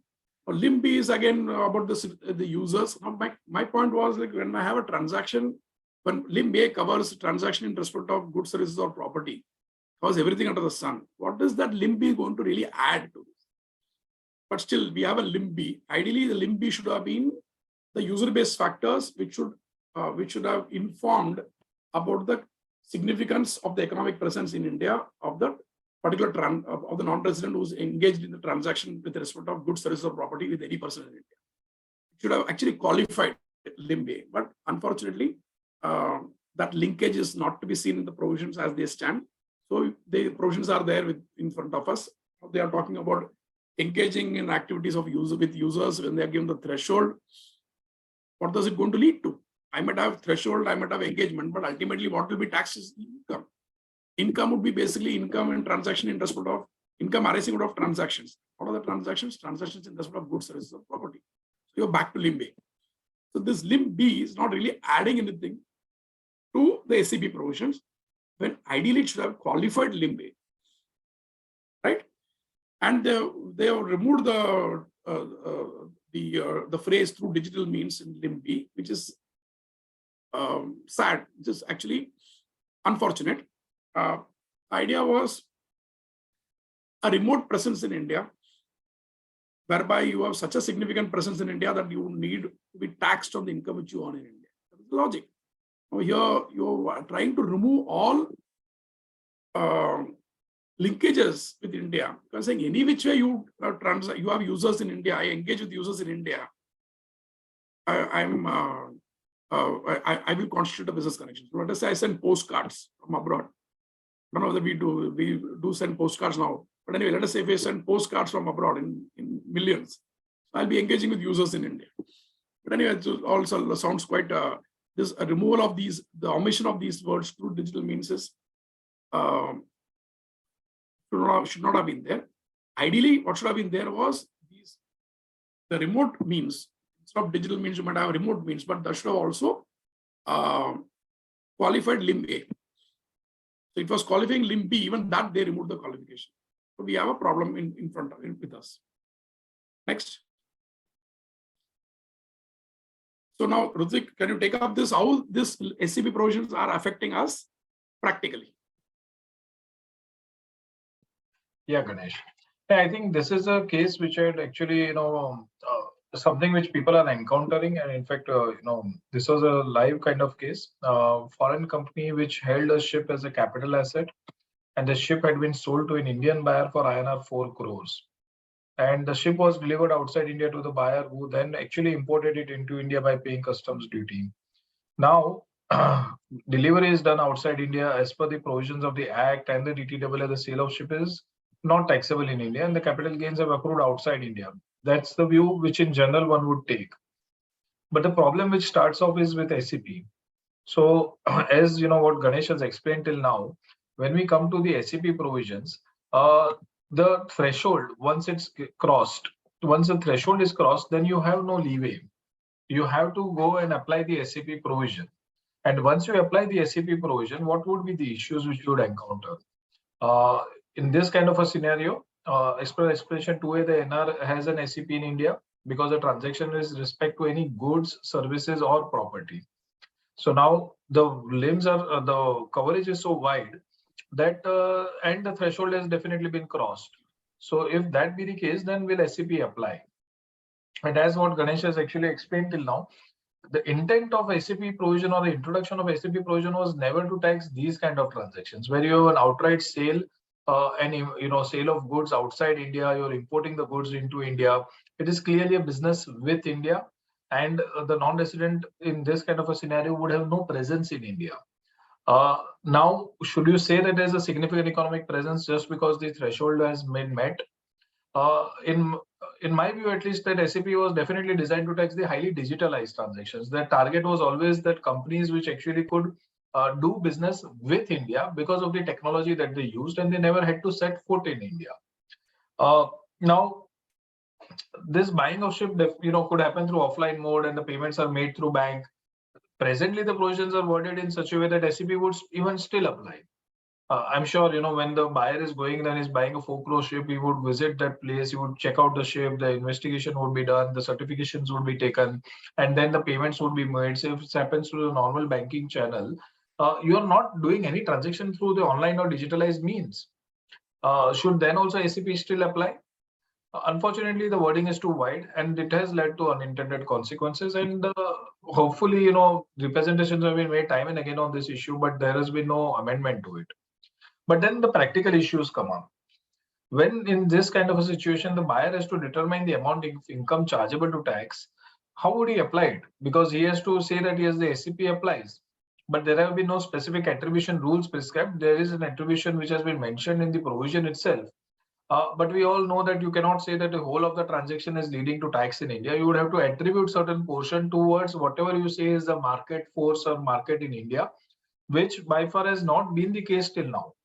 Till now, general provisions of business connection lead to say that whether the operations are carried out in India, the limitation on the operations carried out in India are what are supposed to be the target. or what is supposed to lead to income accrual in India. There is no operation which is carried out in India in any case in case of SCB. So how do you say that what is the amount of income which attributes to India? Now, if that question is not solvable, then you go to the responsibility of the payer and the deductor. Payer or the deductor, what can he take a declaration from the seller stating whether SUP conditions are fulfilled or not? It's a very broad provision. Once you're crossing the threshold, it becomes too difficult for them to even just give a declaration. You take the declaration and just say that no, there is no SCP in place. In my view, ideally, that the buyer can make an application in Form 15E to determine the proportion of sale. In this view, that proportion of sale proceeds chargeable to tax under such scenarios, they would have to make an application, get it from the officer. I have my doubts even how the tax officer would be able to determine, because there has been no guidance which has been given as yet. And therefore, we are in a logjam situation, and therefore the only route right now which is available is that if there are thresholds of being crossed, then you have to fall back on the double tax avoidance treaty, and wherever that is available, if there is no PE, then probably there would be no deduction of tax at source required.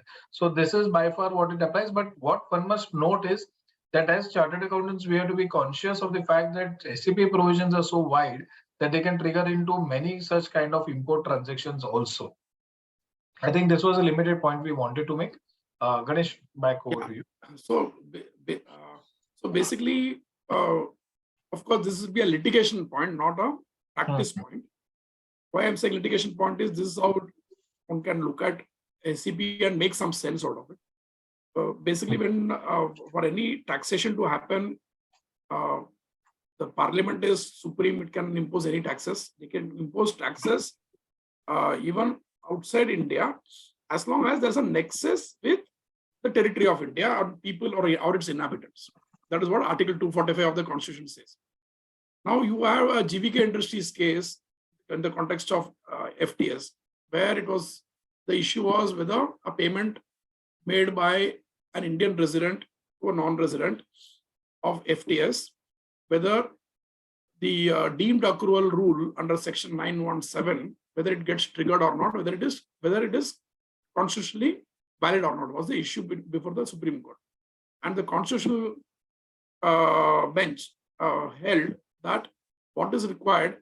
So they, of course, basically what happened was there was a good amount of discussion in the constitutional bench in 2011, and they gave the ruling saying that there has to be a nexus for even the parliament to impose a law or bring in a law or bring in a tax which has a territorial nexus in India under Article 245 of the Constitution. There has to be the parliament has to declare that that tax has got impact on India, territory of India, or impact on any of its inhabitants. Which is why you have Section 917, which was not overruled by the Supreme Court. 917 has got a condition. One, a payer has to be a resident for the purpose of his business in India. Or a payer has to be, if the payer is a non-resident, for the purpose of his utilized for the purpose of his business in India. So there is a linkage. It's not enough just being a payer, being a resident or a non-resident will trigger a nexus or an adequate nexus. There is something more. The particular service has to be utilized in a business in India. So that nexus, that sort of nexus is missing in your SCB provisions. What we have here is you have a transaction of a non-resident with any person in India. The person in India is adequate to trigger an SCP. There could be a challenge here to say that this nexus, what you're talking about, is too fanciful. Just because a transaction is with of a 2 crore transaction with a person in India is not adequate as a territorial nexus, and this could be challenged. You could see that this challenge happening in the courts going forward if in a suitable case where a person feels aggrieved. Or you could find such a challenge being such a challenge might be a trigger for the courts reading down the provisions to say that there has to be a user-based factor along with the transaction requirement under LMBA. So both are possible, and that is for future to see. But today, when we have a situation where we have to deduct tax or where we have to file a return as a non-resident in India, what do I say? I have a transaction with a person in India. Do I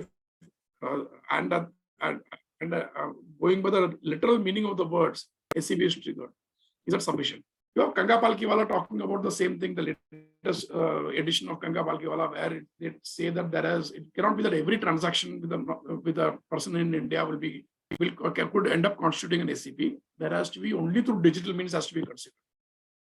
Kanga Palkiwala is an authority. All said and done, the commentary also thinks on these lines. It's possible that we might find some answer going forward to this problem.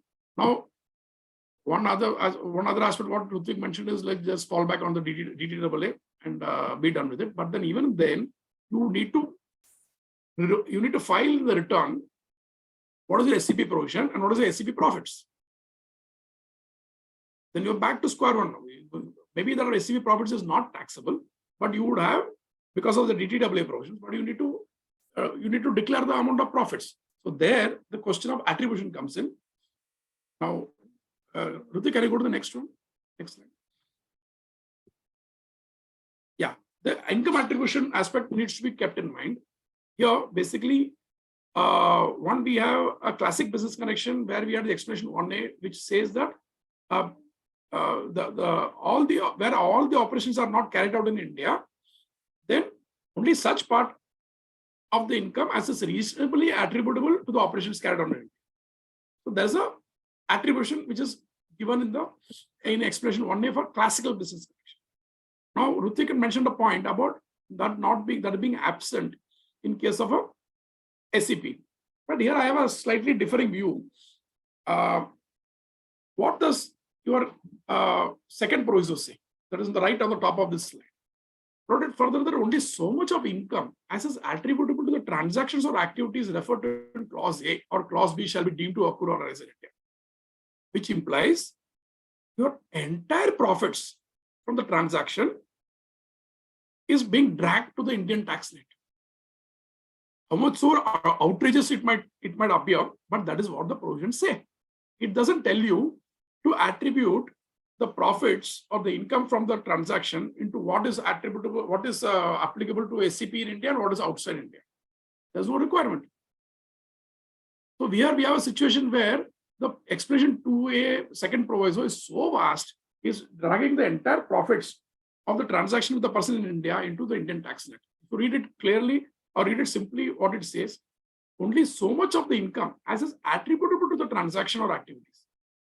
Here, I don't need any rules from the department. I don't need any rules. I know my profitability from transactions. Being a businessman, I know my profitability, what profit I'm earning from a particular transaction with a person in India. I would offer that. But just imagine the amount of litigation which this proviso is going to lead to. We had an draft attribution profit rules of the which came in 2017, I think 17 or 18, where they talked about revenue. They talked about giving weightage to assets in India and employees in India. Now, if you do not have any assets in India or any employees in India, you have only revenue from India. Even then, only 30% weightage was given for revenue. The draft rules of the CBDT. The draft rules of the CBDT, though they were not made into the final rules, nothing came up, but that it gives a policy, a thinking behind the policy of the government. They don't intend to tax the entire profit of SCP. They gave a weightage of 30% of the sale because of the sales. What has happened in India is only the sales. So that weightage is not there in the law today. It may be there in the thinking of in the government. Maybe that will come up once the litigation starts going to the courts. Those things will come up. So these are the problems which we find in the SCP provisions. So I think enough of this is enough to cause us all indigestion. So we should proceed further from SCP. Do we need to take a break or something for 5 minutes, Deepakji or Rahul? We leave it to you, sir, or we may take up a few open questions. Yeah, please. Are there any open questions on SCP? I did No, I do not think so. They're not on SCP, but on the previous topics, Yeah. there are a couple of Please take it up. questions. Yes, I'm happy. I'm happy. Rutvik, take. Merchant making payment to non-resident through a payment gateway. Any liability on the payment gateway company, given the recent changes to the definition of the term personally responsible for payment? No, to my understanding, the end of the day, the two people who are transacting are the payer and the payee. And in that situation, it would ideally be under Section 195, the liability of the payer only that he has to deduct tax at source. It has to then correctly deduct tax at source, and therefore the payment gateway, in my understanding, would not come into the picture at this moment. Thank you. Next, on the TDS rates for payment of royalty. Now, the payment for royalty deserves a concessional or a reduced withholding tax rate, provided it is for a matter included in the industrial policy for the time being in force. Now, what is meant by this industrial policy, and how do I ascertain that whether my payment is covered or not? And if not covered, do I have to do a TDS at the rate of 40%? I think that's the part which, in fact, Ganesh will now be taking up. So I believe that, we can park it for that. Let him discuss, those points. Rutvik, industrial policy is your baby. You can take it up. Okay. So see, the issue here is that the wordings of these provisions of 115A are archaic in the sense that this referred and harken back to a time when, industrial policy allowed only certain payments to be made and certain limits were allowed up to which those royalty payments or FTS payments could be made. That has become old now. But at the end of the day, the wordings have not been changed till date. So there are differing views on what interpretation should one take. One view is that if you look at the literal reading of the provision, it says it has to be covered under the industrial policy. If you look at the industrial policy, in fact, you have to go back to the 1991 industrial policy, which then has kept on getting updated. But if you look at that policy, then there are certain sectors and certain industries which are actually even today regulated, and they are mentioned in that industrial policy. Now, if you look at it and then say that, yes, other payments getting covered within that, only then I am allowed on cover to be under 115A is one of the views that can be taken. The second view, which a lot of professionals are taking, is that, yes, you have to look at the industrial policy, but you have to say it or look at it in qua the current times. And because industrial policy has been liberalized so much, therefore everything is now opened up, and therefore you are looking at it and still stating that it is covered under the industrial policy, and therefore payments are covered, and therefore still apply the lower rate as per 115A or as per the Finance Act schedule. And obviously, then the third view is that no, you are not covered under the industrial policy unless specified within the industrial policy, and therefore you have to deduct at 40% if you are not getting covered under that exactly under the industrial policy. The second view is a more favored view, what professionals are taking. They're taking a stand that no, it is under the industrial policy, even because of the liberalization which has taken place in since the last almost 3 decades now, and therefore as long as you're under the automatic route of payment, you are covered under the industrial policy. I would only say that yes, while that is a good interpretation to take, one must always keep in mind that the wordings do not exactly support that, especially because there is an industrial policy available. Under the industrial policy, there are, in fact, around, if I recollect exactly, around 30 to 32 industries are actually covered within that. Excuse me. And this has been my actual experience. There was a situation where the payment was made to a non-resident, and the officer, for the first thing, and he obviously opened the book and read 115A Finance Act schedule and said that where is it covered under industrial policy? Why have you taken that benefit? Thankfully, on checking out the industrial policy, it was related to payment towards seeds, and that payment of seeds actually is covered under the industrial policy. And that is what we submitted, and therefore the officer did not take any adverse action. But which means that the stand can be taken by an officer stating that. Apart from that, then otherwise you have to take up a defense, and it can become a litigative issue. So sorry for taking up so much time or taking it in so much elaboration, but it's a very good question that has been asked. Generally speaking, people are taking a view that because it's covered under the, or rather it is a payment which has been allowed freely by the RBI, and there has been no bar on it under foreign exchange laws or by the government otherwise. Therefore, it is under the industrial policy and taken that. If the situation arises, it can become a litigative point. Any precedents on this matter favoring the deceased? Unfortunately, no. And I think that there has been somewhere a hesitation also to take this issue up because a lot of people have taken that favorable view and gone ahead and taken it up. We don't know. Hopefully, one fine day that the department wakes up and actually changes the whole definition, because there is no reason why they should restrict it only to industrial policy now. But till date, right now, at least there has been no change. And to my mind, there has been no precedent on this. Then there's one question on 15CA, 15CB. Do we park it for the later part I of the think so, session? yes. Let us park it for the later, and I'll be taking up those parts. So we'll take up discussion on that. These are all the open questions that we have for now, sir. Okay. So Back to you. for the next 10-15 minutes, we'll take up clause 5, 6, and 7, not 5, really basically the royalty deemed place of accrual rules. Sections, royalty FTS. Interest we will not take other than the source rule. Yeah, next. So this is the source rule which is there. It's called source rule, but basically it's basically the place of accrual rule is what I would call it, where we have payment by a resident and a payment by a government, payment by a resident, except where the payment is in respect of the purpose of business or profession carried on by such person outside India, and for the purpose of making or earning any, or for the purpose of making or earning any income from outside, any source outside India. This is the exception. So basically, if a person is a payer is a resident in India, for the otherwise than for the purpose of business outside India or source outside India, it will be deemed to accrue or rise in India, the royalty or FTS, or for the matter even interest. Well, if the payment is by a non-resident, it has to be for the purpose of his business in India or for the purpose of making or earning any income from any source in India. This is the linkage I was telling you, that this added linkage or added connection with India, which gives that territoriality, territorial nexus. So now, next. So limb 1 and limb 2 have been discussed in this Qualcomm case, so I will just reproduce that. Basically, where right property of information are used. Now, let us look at a non-resident making receiving income, where the payer is a non-resident, recipient also is a non-resident. In that case, limb 1 talks about if the right property or information is used for the purpose of business carried on by the payer.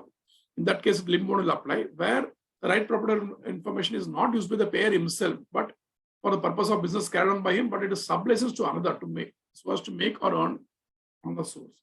Limb 2. Distinction has been given in the Qualcomm case.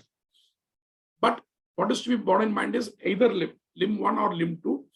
In case of exception, which is the subclause B, the payer being the resident, and in case of, it's a rule in case of a non-resident where subclause C applies. So basically, both these limbs have to be satisfied, either for exception or for the rule. Exception in case of a resident, payer being a resident, and as a rule in case of payer being a non-resident. Why I'm laboring on these aspects is these are not there in the treaties. So basically, when I look at these source rules, I would end up removing a certain income from the Indian tax net altogether. Then I don't even need to go to the treaty. This narrows down the scope of deemed accrual rules in India.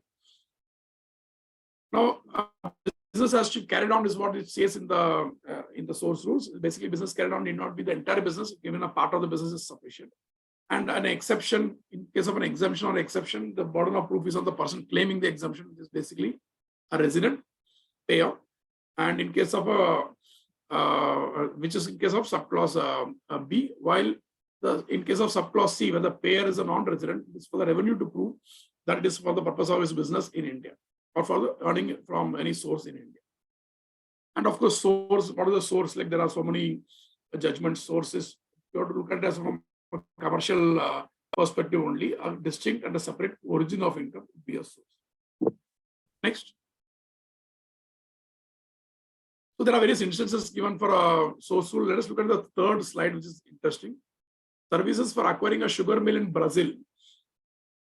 A Brazilian subsidiary was set up. So Assasi was contemplating to create a source in Brazil, and so for the purpose of making or earning as a payer. So for the purpose of making or earning income from any source outside India, so which does not require an existing source. This is what Bajaj Hindustan case, famous case on this aspect. So this gives you an inkling of what is that your rules in source rules in 916 and 917, 6 BC and 7 BC contemplate here in this case. And in case of the fourth bullet is the legal services which are connected to the proposal to acquire an overseas business by a resident, not being pre-existing business, is not excluded. When they say for the purpose of carrying on a business, it implies an existing business and not a future business. These are basically interpretations for the phrases used in 916 BC and 917 BC.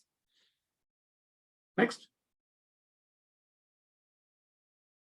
Now, when I look at 91567 and 911, I2 911 is basically a general provision, the business connection provision, while 916 and 7 or 567 are talking about specific items of income, basically your interest, royalty, and FTS. So basically, lay specialists apply.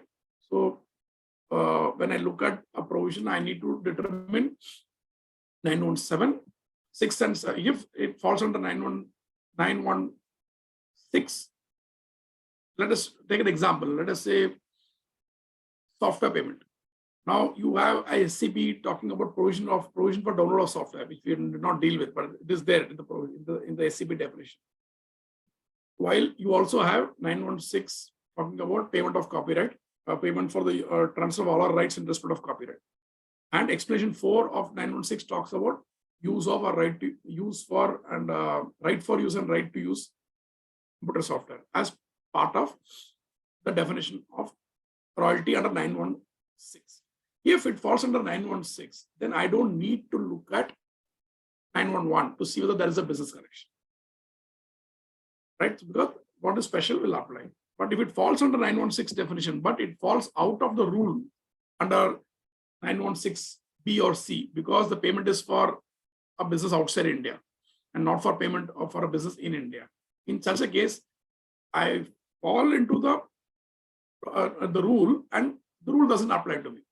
In that case, there is no occasion to go to 911. But if I do not fall into the rule at all, it do not fall into the definition of royalty in 916. In that case, examination of 911 will be totally valid and it will continue. Yeah, next. These are all various propositions I'm trying to put before you in the limited time available. Also, there are certain items of equipment, certain items of characterization, there are cases which have been decided. There have been huge number of cases on royalties and FTS. That's available. The idea is just to give you a flavor of certain types of payments, so that we can take then we can go to the other aspects of the presentation. So use of equipment, basically transporter equipments. Basically, use of equipment, what we have is the right to use equipment is there in 914 and 914, explanation 2 to 916 across 4A. Now there it talks about right to use or right for use equipment. And there have been various cases which have said that basically when I do not have any control over the equipment, then obviously I am not using the equipment myself, it is being used by the lessor. And then they brought in an explanation 6 to 4, 5, 6 explanations were brought in 2012 to plug those aspects that the element of control is not required to understand whether there is an hiring or use of equipment or consideration which is paid for use of equipment. These are the cases which are there. Then we have also basically on your technology used to provide banking services, patented, not known to public. It's a secret process. Now we are on to process, and as a MasterCard cases there. Then we have data storage charges is not for use of equipment. And the provision of bandwidth charges of services as a standard service to transmit voice and data is not royalty.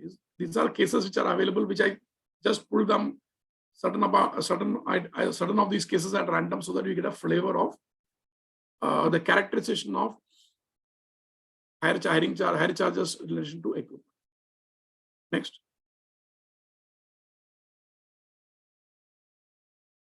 Software, of course, controversy. I think all of you from being from Bangalore, Karnataka would be fully steeped in the controversy, will be knowing much more than I do on this.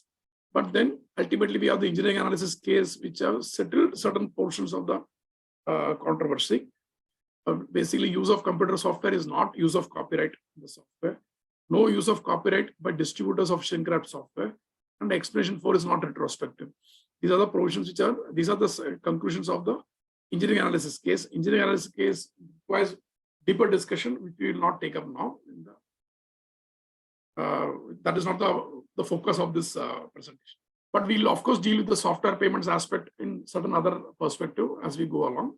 There was one issue on SaaS in one of the questions, which we'll take up now. Of course, engineering analysis case, I will not dwell too much on this, other than saying that the use of software is not use of copyright in the software. There are issues on distribution rights, on issuing of software to the public, the right to distribute the software. Those aspects require deeper discussion. We will not take that up now. Next. Now, this case I brought in, we are taking it up here. Basically, it's an online advertising case, Google AdWords, but recently decided in the Bangalore Tribunal, hardly 10 days back, in favor of the assessee following engineering analysis case. The original thought process was different, where it was held in that it was a royalty. Basically, there are services agreements between Google India and Google Ireland, and in the course of the services agreements, there were technology and the software program being used by Google India. The issue was whether Google India, whatever it pays to the Google Ireland, whether it constitutes royalty. Originally, it was held it constitutes royalty because the use of technology, the use of software was considered, following the Samsung ruling, the original Samsung ruling was considered to be payment for the use of copyright and was held to be royalty. But subsequent to the engineering analysis case, where it was categorically held that when I use software, I'm not using copyright in the software, and which is a very right proposition. And following that engineering analysis case, now in the 19th October judgment, it has held that all these services agreements was for using the software and providing those services to Google Ireland, or Google Ireland was providing services to Google India. In which case this engineering analysis case has held that is not for use of software, not royalty. But one point we need to bear in mind: when it would be a use of a software, and when it would be a service. I need to distinguish between the two propositions. A use of software is basically when I'm making payment for using the software. It will be a business payment. As an end user, I'm using the payment of payment. I'm making the payment to use the software following engineering analysis case. Now, if it is for services, basically, let us take an example. Let's take, I'm making payment for subscribing to Zoom. Whether I would call it payment for the software or payment for services. I would tend to think that what am I paying for? I'm paying for getting the facility of online communication through the platform whenever I want, of course, at my will and pleasure. And I require a certain level of service level requirement I have, which will ensure the use of that service for the purpose of for which I'm subscribing to. So really, in case of a payment for a Zoom, ultimately Zoom is also a software at the end of the day. I'm not paying for the use of the software. I'm paying for the services which I get because I use the software, which is different from an Office 365 I subscribe to. There, though there are updations involved, though there are regular maintenance of the software happening at the back end, but the activity of the vendor is not in my face, in the sense that it is not something for which I'm paying for. I'm paying for the output which it gives me, which is the software. So this is a distinction which I would draw between a Zoom payment and a obviously payment. I hope this answers the question of the querist. Of course, I'll take a follow-up question if that is not very clear. Please proceed further. So this is basically, there are various cases on online advertising. Ultimately, it has been held that it's a business income, not royalty. And there's no way it will be taxed as a royalty under the Act or as for the matter under the treaty. So we have given the case laws which talk about the online advertising. That's the use of equipment. And I've also I've given you the citation, the case number for the 19th October case of Google AdWords. Whether it will be EL, that's a point. EL, I'm talking about EL 1, which is the 2016 one, which talks about online advertisement, any provision for digital advertising space or facilities or services for purpose of online advertising. This is what the specified services are under EL 1.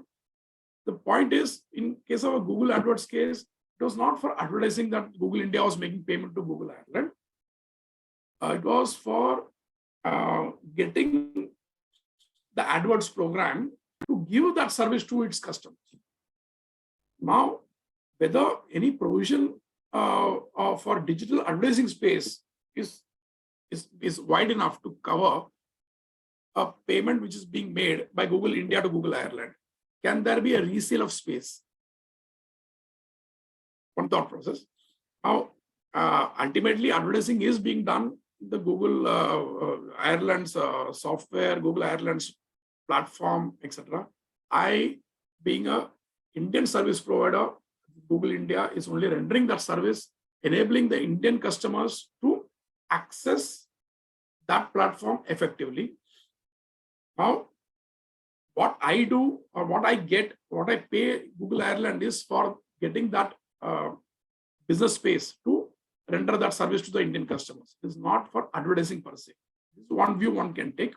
Of course, there could be other view to say that I'm reselling advertising space. So basically, I'm paying for the advertising space. So it should fall under EL. Now, irrespective of whatever our conclusion is, once it is not royalty or FTS, and the person is a non-resident, it could still fall under EL. That is a irrespective under EL2 and not under EL1, which is a possibility. Of course, we can there can be different views on this. Rutvik might definitely have a different view on this, I believe. No. More than a differing view, I think the last point that you mentioned, probably with not full details or sketchy details available, it could be corroborated. Today's Economic Times carries an article on the Google's payments, Google India's payments to Google Singapore, and this particular article mentions that there was a sale of, or there was a purchase of ad inventory space by the Google India from Google Singapore, and they have paid 6% equalization levy, so EL 2.0, as far as their payments are concerned. So the last point that you mentioned, that maybe it's considered as equalization levy, at least that's what Google is trying to say. Whether the government is happy with that 6% and not, we don't know. But at least at the moment, at least that's what they are doing, it seems so. So I would believe government should be happy with 6%. I would have argued for 2%. I agree. So, but I think the stages which we discussed here, so the first payment is customer is making to Google India. So therefore there is no EL. There's no issue, yes. So therefore from Google India to Google Ireland, the resale of inventory space, ideally it should be the 2% categories or even I felt, but they are paying at 6%. So now we don't know what logic they are following. But I would go on the basis that resale implies transfer of title. I would believe there's no transfer of title. I would believe advertisement happens there only all the time. There is an obligation of Google Ireland to carry the advertisement. Only the privity of contract of the customer is with Google India and not with Google Ireland. That is how the contracts are structured. Correct. Effectively, I would believe it is the Google Ireland is not Google India is not paying for the advertising. It is paying for the services of AdWords services, which it gets That's one thought process. But again, they are paying 6% means they would have thought through this. Yeah. So anyway, let us proceed. Yeah, I just wanted to add that. Yeah. Yeah, thanks. Let us proceed further. Now, there are other rights, other characters, other types of payments like film rights, database subscription, and domain name registration. Domain name registration is one unique thing which I want to take you through, which is godaddy.com, where it was held. I think the Delhi tribunal that was held that domain name registration is an IP protected, so it is the payment for domain name registration should be characterized as royalty, which I find a little odd. Like basically, when I make a payment to register of companies to reserve a name or register a company, I'm not paying for the name. I'm paying for the registration activity. The name is something which is mine, which I will go and trademark it. Right? So basically, the domain name is whether it is available or not is a registration activity or a secretarial activity, which registrar activity, which the domain name registrar gives me, availability of the domain name, and registering the domain name or exclusively for me. It's not an intellectual property in that sense. If what is intellectual property would be the trade name, and the trade name is something which is not given by the domain name registrar. Is a thought. So basically, I believe that ruling requires reconsideration. Why I picked up these cases is basically for the uniqueness or some interesting aspect which comes in. Obviously, we are not going to go through all the cases. There is not enough time to do that. But whatever strikes me, I'm taking it across to you. Okay, next.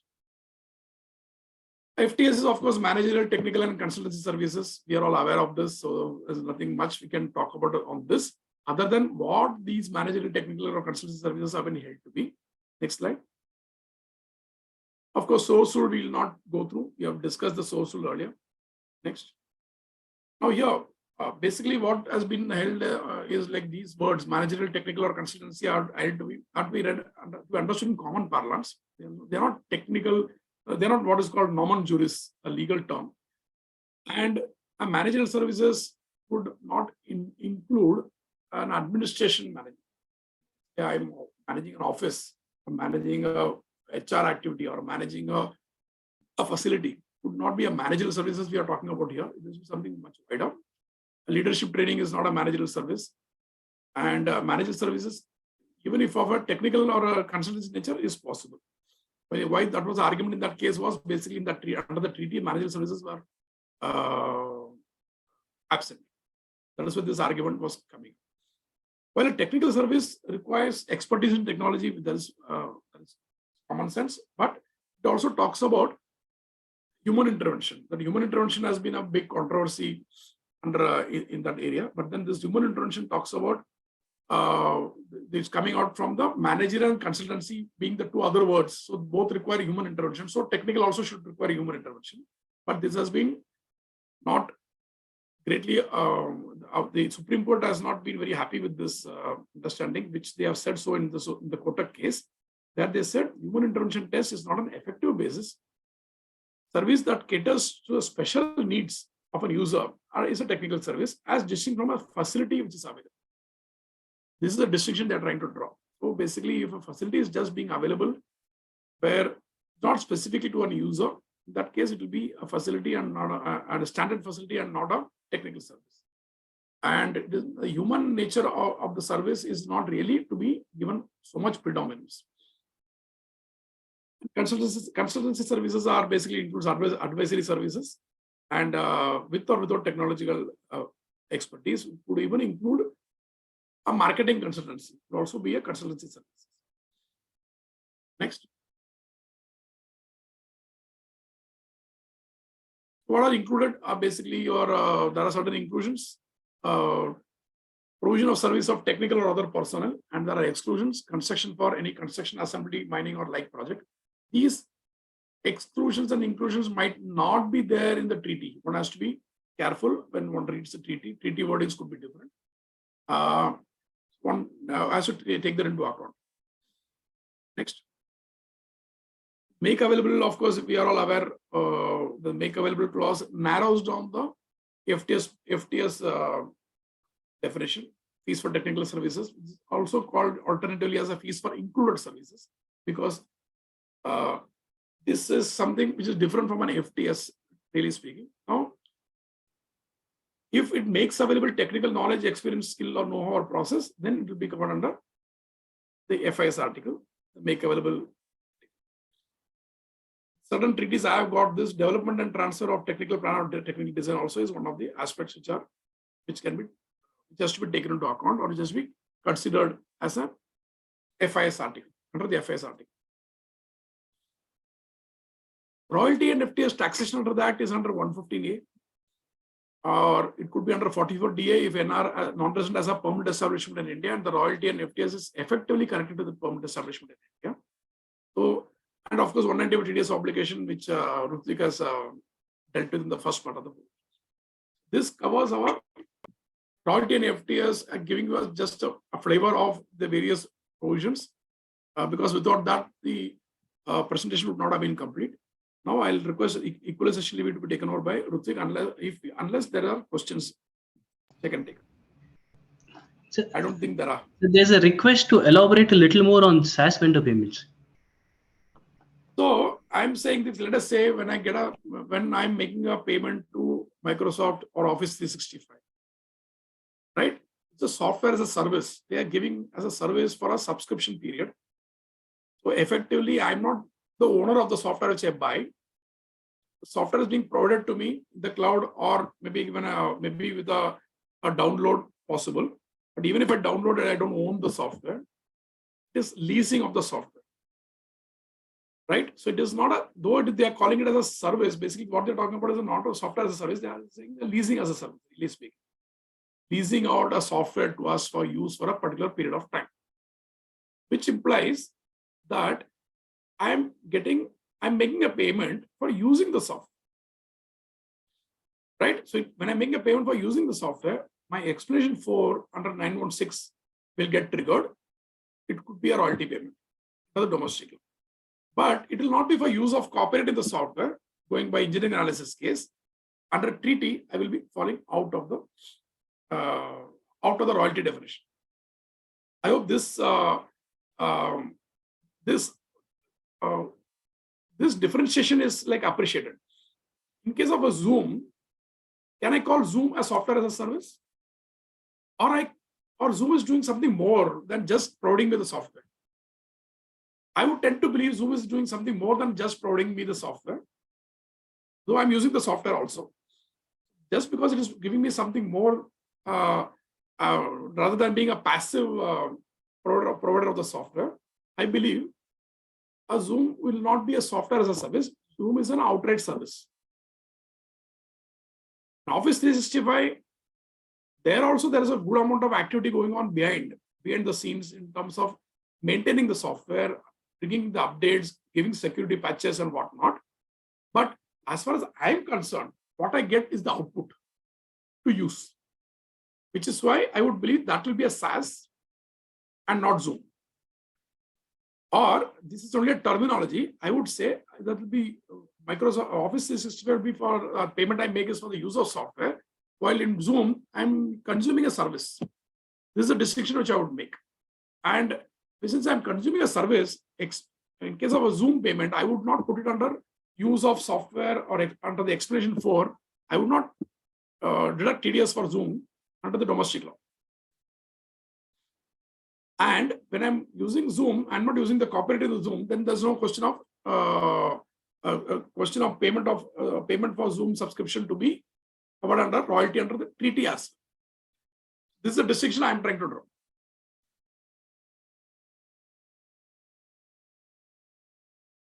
Is that adequate or anything more? Any other you want to have I'm happy to receive your thought process on this, whoever is a querist. I think this was quite elaborate, sir. We'll move on. And if querist has any further follow-up questions, the querist can always put it again on the Q&A box. Yeah. I think let us go to the equalization levy. Yeah. So then, friends, moving on to equalization levy, and we had laid down the background. Ganesh has actually explained a lot, about the SAP provisions, which are also essentially uh, the reason why all these have come out is because of the highly digitalized payments which are happening and the business models which act on those digital, networks. So I will not go in too much of detail on equalization levy. Suffice it to say that the provisions have been drafted in two different time zones and therefore two different ways, totally different ways. We had the Finance Act 2016, which you can call as EL 2.2. EL 2016 EL 1.0, which specifically related to specified services, in which there was in the report quite a few services which were supposed to be covered over time, but only the advertising space and the online advertising is what was essentially covered. Then we in 2020 have a fully different set of provisions which are considered as the EL 2020.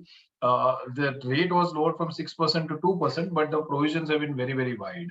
And the reason why this is very important now is that quite a few payments do fall under the new 2020 provisions, and therefore a lot of payments actually get covered.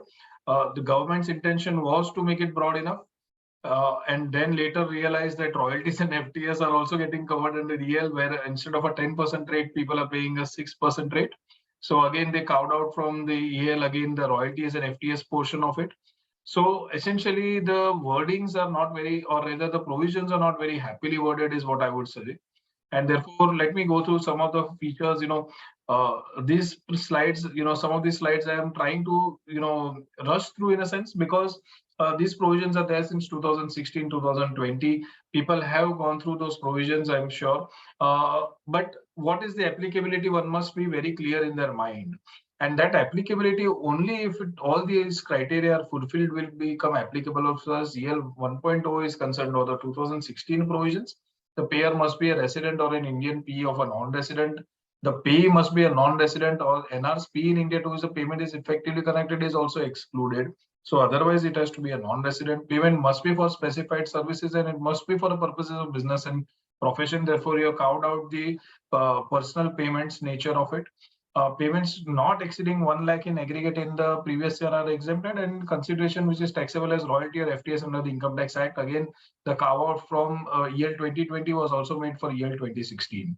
If all these criteria are fulfilled, only then the EL 1.0 provisions get applied.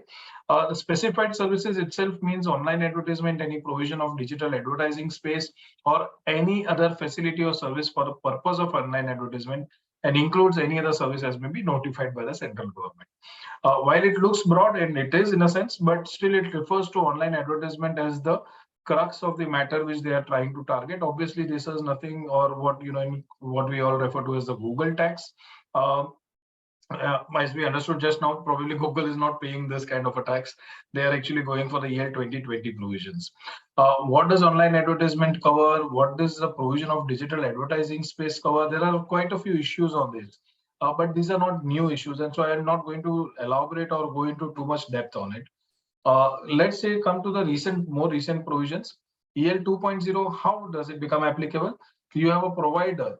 These terms are all different. From EL 2016, now you can close your mind and keep it aside that, okay, these are the provisions all done with.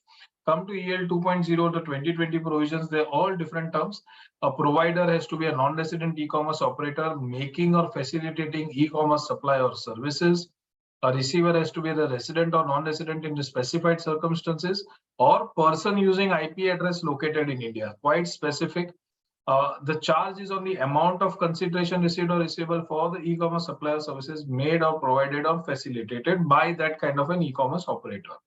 There are certain exclusions essentially for wherever the NR has a P in India, to which again the supplier services are effectively connected, or the year 2016 applies, or the sales turnover gross receipts is less than 2 crores in the previous year. And obviously the royalty and FTS exclusion, as I explained earlier, that was something which they did not expect. So now they have carved it out, and royalty or FTS will be as per the Income Tax Act or the DTAA, but it has to be something which is chargeable to tax. Once all these conditions are satisfied, EL 2020 or the EL 2.0 provisions get into place. Each of these terms have again been kind of, taken, or they've been expanded upon. An e-commerce operator, a non-resident who owns, operates, or manages digital or electronic platform facility or platform for online sale of goods or online provision of services or both. Now, facility or platform has not been defined. Whether passive websites disseminating information, to my view, it should not be covered. Mere use of third-party platform is not an e-commerce operator. Platform for online services will be specific, will be the ones which are covered. And the online sale of goods, the word sale of goods are, again, as Ganesh explained earlier, nomen juris, it's a normal kind of word. But then they have kind of covered several such kind of transactions into the online sale of goods again. Rental may not be covered probably, but what are the social, meaning it's very clear that the social media platforms are definitely covered, but the sale of advertisement by them will be under EL 1.0, where sale of data could go into EL 2.0, because both are actually byproducts of their own platform. Both are the major services that they are referring to, and both may have to treatments differently under the EL provisions. Now, I'm not going into much detail, but e-commerce supplier services are essentially quite widely worded. As I explained to you, the online activities, namely, and if you look at the last 5 lanes, means acceptance of offer for sale or placing of purchase order or acceptance of the purchase order, payment of consideration or supply of goods or provisions, partly or wholly, whatever is done online would be considered to be online sale of goods or online provision of services. This has actually expanded the provisions of EL 2.0 to a vast extent. And therefore, when you are looking at the payment to a non-resident, you have to be conscious that whether equalization levy provisions get attracted, what as a responsibility would come in for the deductor. Deductor's responsibility would be that they would have to look at it whether the EL provisions are getting attracted, in which case EL 2.0 provisions require the non-resident to pay the tax to the government. Unlike the EL 1.0 provisions, where actually the deductor had to deduct the equalization levy or pay the equalization levy to the government and only then make the payment. In the EL 2.0 provisions, you are referring to the non-resident. They have targeted the non-resident. They have asked the non-resident to pay the 2% tax and supply to and pay to the government. And therefore, if that be the case, then under section 10, subsection 50 of the Income Tax Act, you have an exemption for those kind of incomes, which means that the Income Tax Act would itself not apply, and therefore the person would be exempted. The non-resident would be exempted from the Income Tax Act.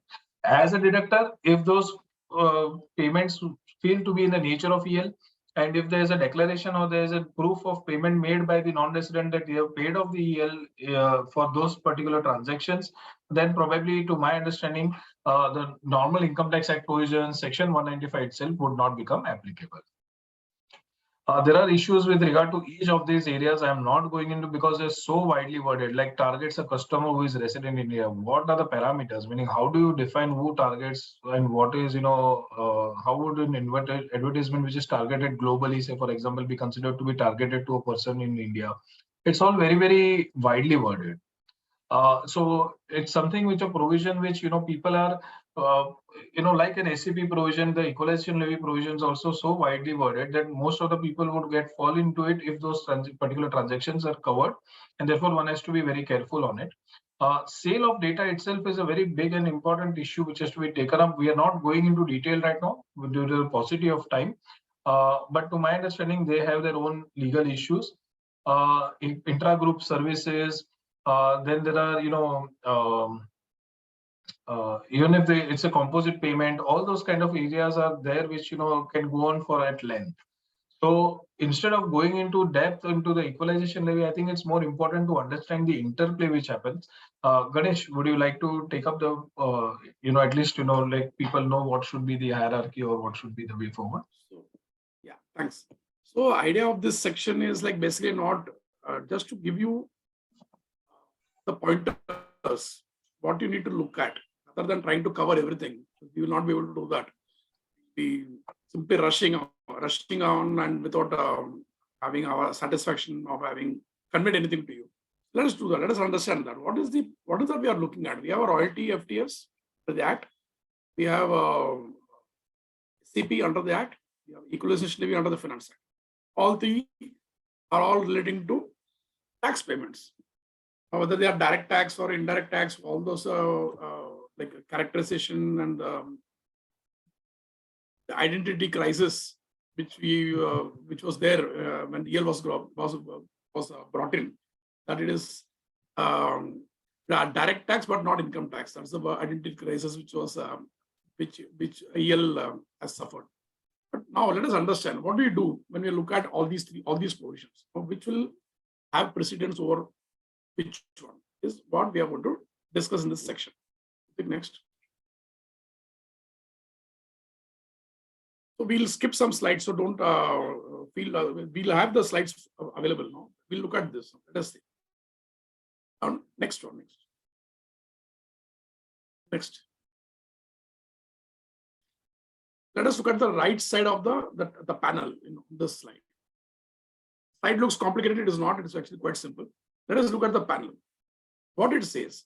Your Finance Act 2016 163 proviso says that provided that the consideration received or receivable for specified services for e-commerce supply or services shall not include consideration which are taxable as royalty or FTS in India under the Income Tax Act, read with the agreement notified under 9009. So, whatever is royalty or FTS under the Act, read with the treaty, will not be subject to EL, which implies a precedence being given to royalty and FTS over EL. Now, same way, your section 1050 also gives the same precedence. It says section 1050 exempts all income which has been subject to EL, but that exemption shall not include any income which is chargeable to taxes, royalty or FTS under this act and into the treaty. So basically, the priority or preference is given to the royalty and FTS to be taxed under the act and not as EL. This is the simple the conclusion one can draw. But the only point is, what does these terms read with the treaty mean? My understanding, of course, there could be as I said, there are no precedents available. My understanding, read with treaty implies whether the treaty allocates taxing rights to India. Why I'm saying that is basically what does the first part of the provision say? But proviso 163, it says the consideration received or receivable which are taxable as royalty or FTS in India under the Act, read with the agreement, which implies I see whether it is taxable under royalty or FTS under the Act after reading the agreement. The agreement says the taxing rights is to India, then only I can tax it under as a royalty or FTS under the Act. So, which is why I need to look at the read with the treaty phrase to mean whether it allocates taxing rights to India, not whether it is royalty or FTS under the treaty. So this is a distinction I am drawing between the or this is the meaning or interpretation I am drawing for the words read with the treaty. Now, if going by this, what does it mean? When is an income taxable as royalty or FTS under the Act? Not when 916 or 917 tells it is royalty or FTS, it is deemed to accrue or arise in India. No. 916 or 7 talks about the deemed accrual rule. Basically, it only deems the place of accrual to be in India. It doesn't do any taxation activity at all. It just brings that payment to the scope of total income of the non-resident, within the scope of total income of the non-resident under section 5.2. So now point is, taxability as royalty or FTS. What are the provisions? I can only see two provisions which bring that in. It's basically one is 115A, other is 44DA. 115A says that income in the nature of royalty or FTS will be taxed at so much rate. That's close enough to say I'm taxing that income, which is royalty or FTS, under 115A. Please, Rutvik, please have an open mind. You might disagree with me. But there are no precedents. So this is, as I said, virgin territory. So each one of us can have their own views on this. But I'm giving a thought process which will provoke further reflection on this. Now, look at 44DA. 44DA says if a non-resident who is earning income or whose income includes royalty or FTS has got a permanent establishment and the royalty or FTS is connected to the permanent establishment, then he will be taxed on net basis. Again, I believe 44DA is taxing income of the nature of royalty or FTS, which is part of the permanent establishment or which is effectively connected to the permanent establishment at whatever rate that is. So basically, the taxing of income of tax or in the nature of tax or nature of royalty or FTS under the Act is only through these two sections. Now, it is also possible income is directly accruing to the non-resident, not deemed accrual. 916 talks about deemed accrual. 917 talks about deemed accrual. I'm saying income could directly accrue to the non-resident. If it directly accrues, or it could be received by him. It could be accruing outside India, but it could be received by him. Either which way, what is getting taxed in the hands of the non-resident under section 5 is because it is received in India, or it is directly accruing in India and maybe not deemed to accrue or reside in India. But even in those limbs, if it is taxed on a receipt basis or on a direct accrual basis, and not, or for that matter, even on a deemed accrual basis, it will be taxed as royalty or FTS. You see, 115A does not say that only if it is deemed to accrue or arise in India, it will be taxed under 115A, taxed at the 115A rate. All it says is if it is royalty or FTS, it is taxed as 115A rate. So which implies if it is received in India, direct accrual in India or deemed accrual in India, all cases under 115A being royalty or FTS will be taxed under 115A rate.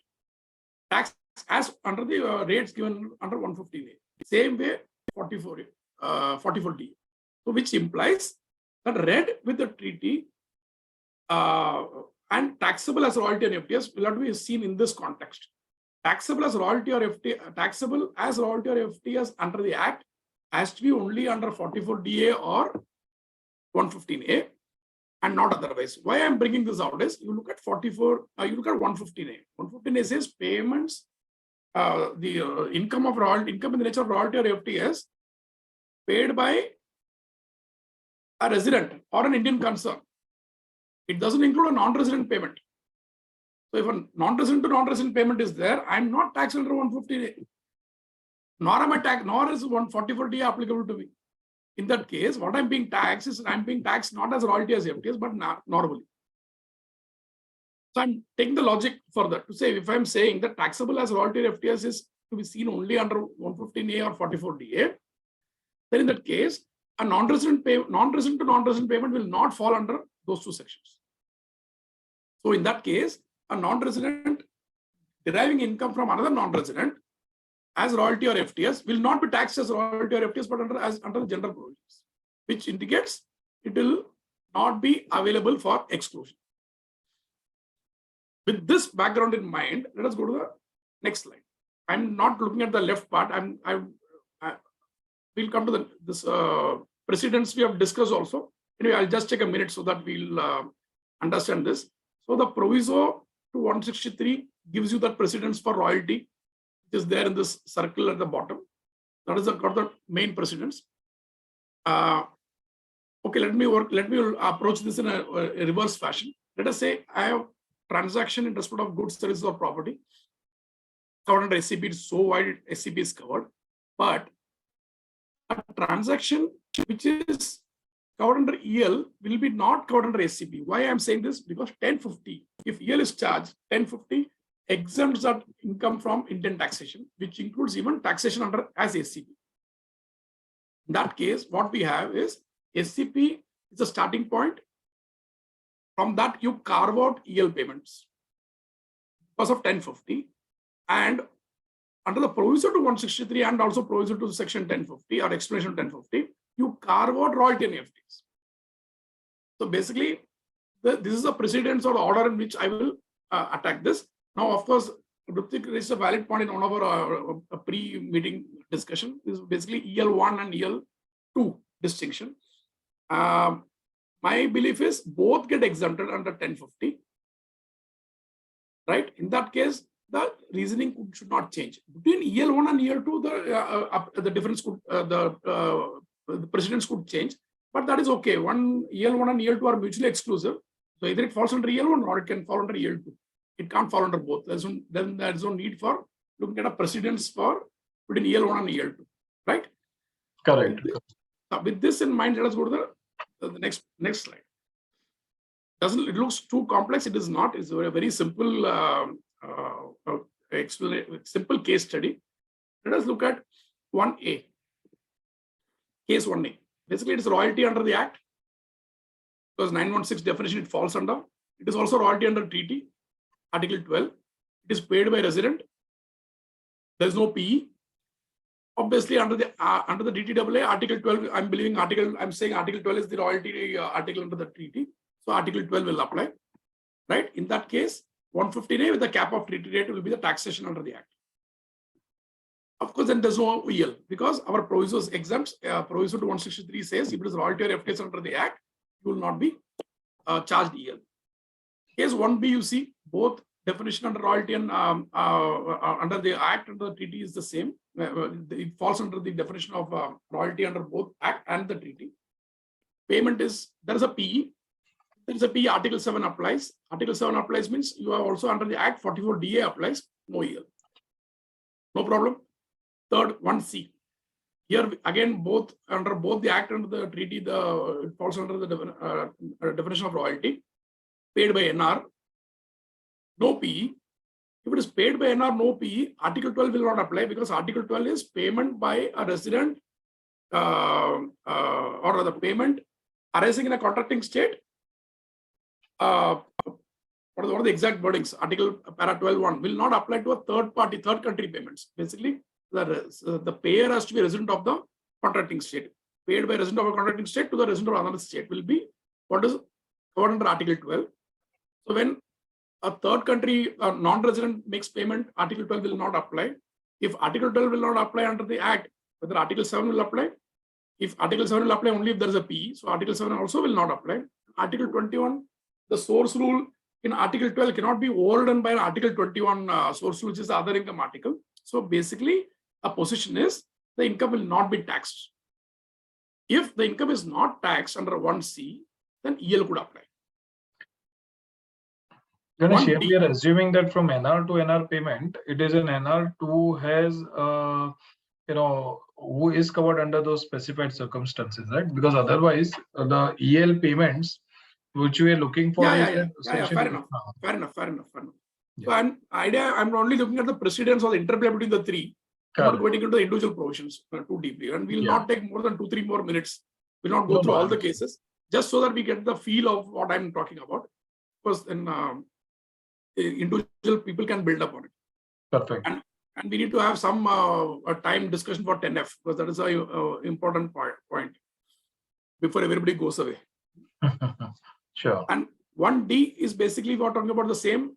Payment is by NR, but there is a PE. Again, Article 7 applies. Article 7 applies, and normal rates taxation, no EL. Yeah, Ganesh, I probably hold a different view because once there is an NR payment to a non-resident's PE in India, the precedence first will go to EL. Yeah, because, but in EL, if the non-resident has a PE, it is out of the exclusions. In EL, if the non-resident earning income has got a PE in India, EL will not apply, which is why there is no EL here. Okay, fine. All right. So same way, if you have a situation where it is royalty under the Act and not royalty under the treaty, so you will get more or less similar answers. And lastly, if it is royalty under the treaty but not under the Act, you will get similar provisions. So basically, the idea of this whole thing is to look at how the non-resident gets taxed in India.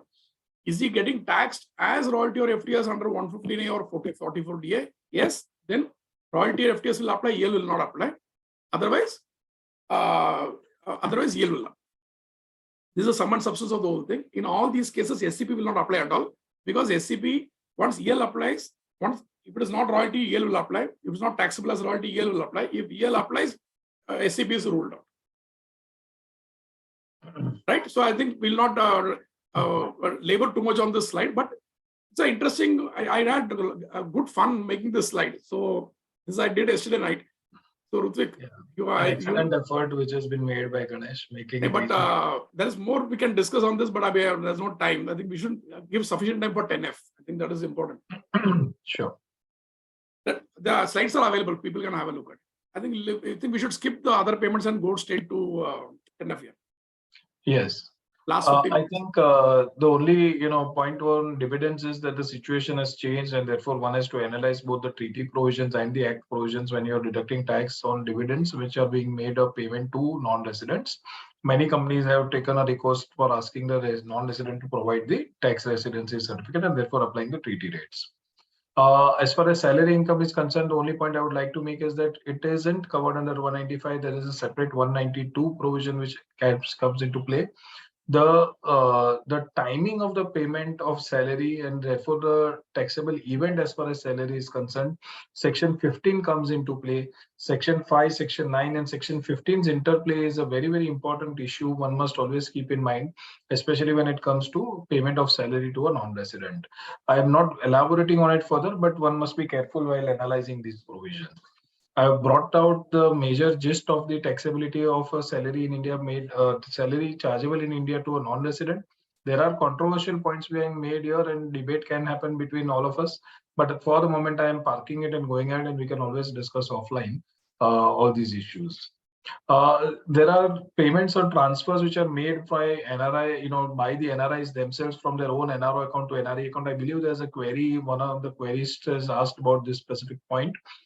When it comes from NRO account to NRI, majority of the remittances are made from the NRI from his own NRO account. Transfer from one own bank account to another bank account actually is not an income at all. There is no element of income. It is akin to transfer of money from one pocket to another. However, unfortunately, almost all banks want certainty that taxes are paid because the taxes which have been because of the payment which was originally made to the non-resident in his NRO account, the deduction certificate doesn't go to the bank. Therefore, the banks again ask for a CA certificate. But then CA, when he's giving a certificate, must find out the source of the funds. And if there was a taxability within them, then they must ensure that the full tax has been paid before issuing the certificate. Whenever it comes to direct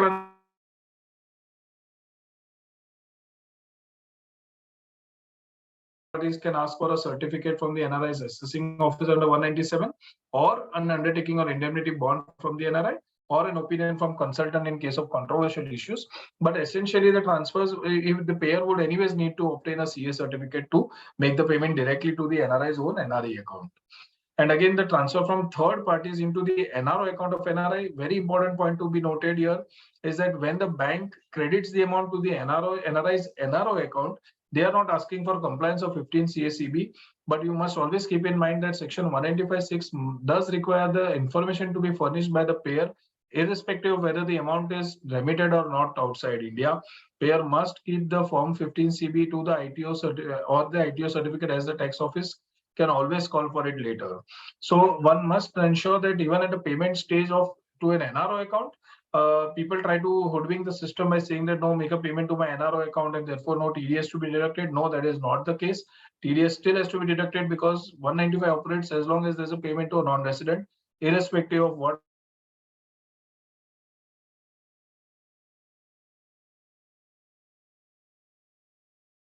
provisions by themselves. There are specific provisions which are already covered in passing earlier. And so then coming to the procedural and practical aspect, which Form 16CA applies, there has been clarity now on this, so I'm not going through each one. But suffice to say that you can follow this flow chart and try to get an understanding about which particular form has to be applied and therefore take a decision. There have been cases about what happens when the payment is not liable to tax or not chargeable to tax qua the treaty. Not by the act, but by the treaty, it is not chargeable to tax. Therefore, can you go ahead and just issue Form 15CA Part D? In my view, when you're taking a treaty position, the department does want to understand whether at least the TRC is available, whether the person has been a resident of that country or not. And to get that information to the department, you would not be able to do it through the Form 15CA Part D. And therefore, you would have to go through the 15CA Part B or Part C as the applicable form comes into play. Apart from, as we had discussed at the beginning of my session, was that whenever this wherever form TRC is there, the prescription under section 90 subsection 5 is that you have to provide more information, and therefore that is Form 10F through Rule 21AB. The CBDT through this recent notification of July 2022 has required the mandatory electronic furnishing of the Form 10F. Online filing of that form is unfortunately made through by logging in only by logging in through the portal, and therefore the non-residents will have to register on the portal. For registering on the portal, they will have to have a PAN, and therefore it indirectly makes it mandatory for the non-resident to definitely get a PAN. Only then they are able to file the form 10F. 10F online filing also requires a copy of the TRC, and therefore the TRC also has to be uploaded. So now, does the payer need electronically filed form 10F for deducting tax as per DTA?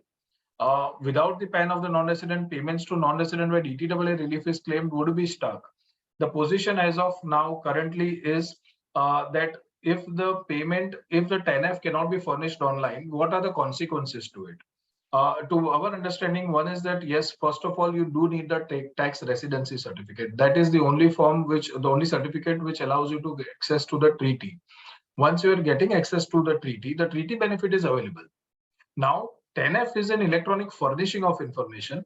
Electronic furnishing of information, as far as possible, earlier was anyways done under hard copies.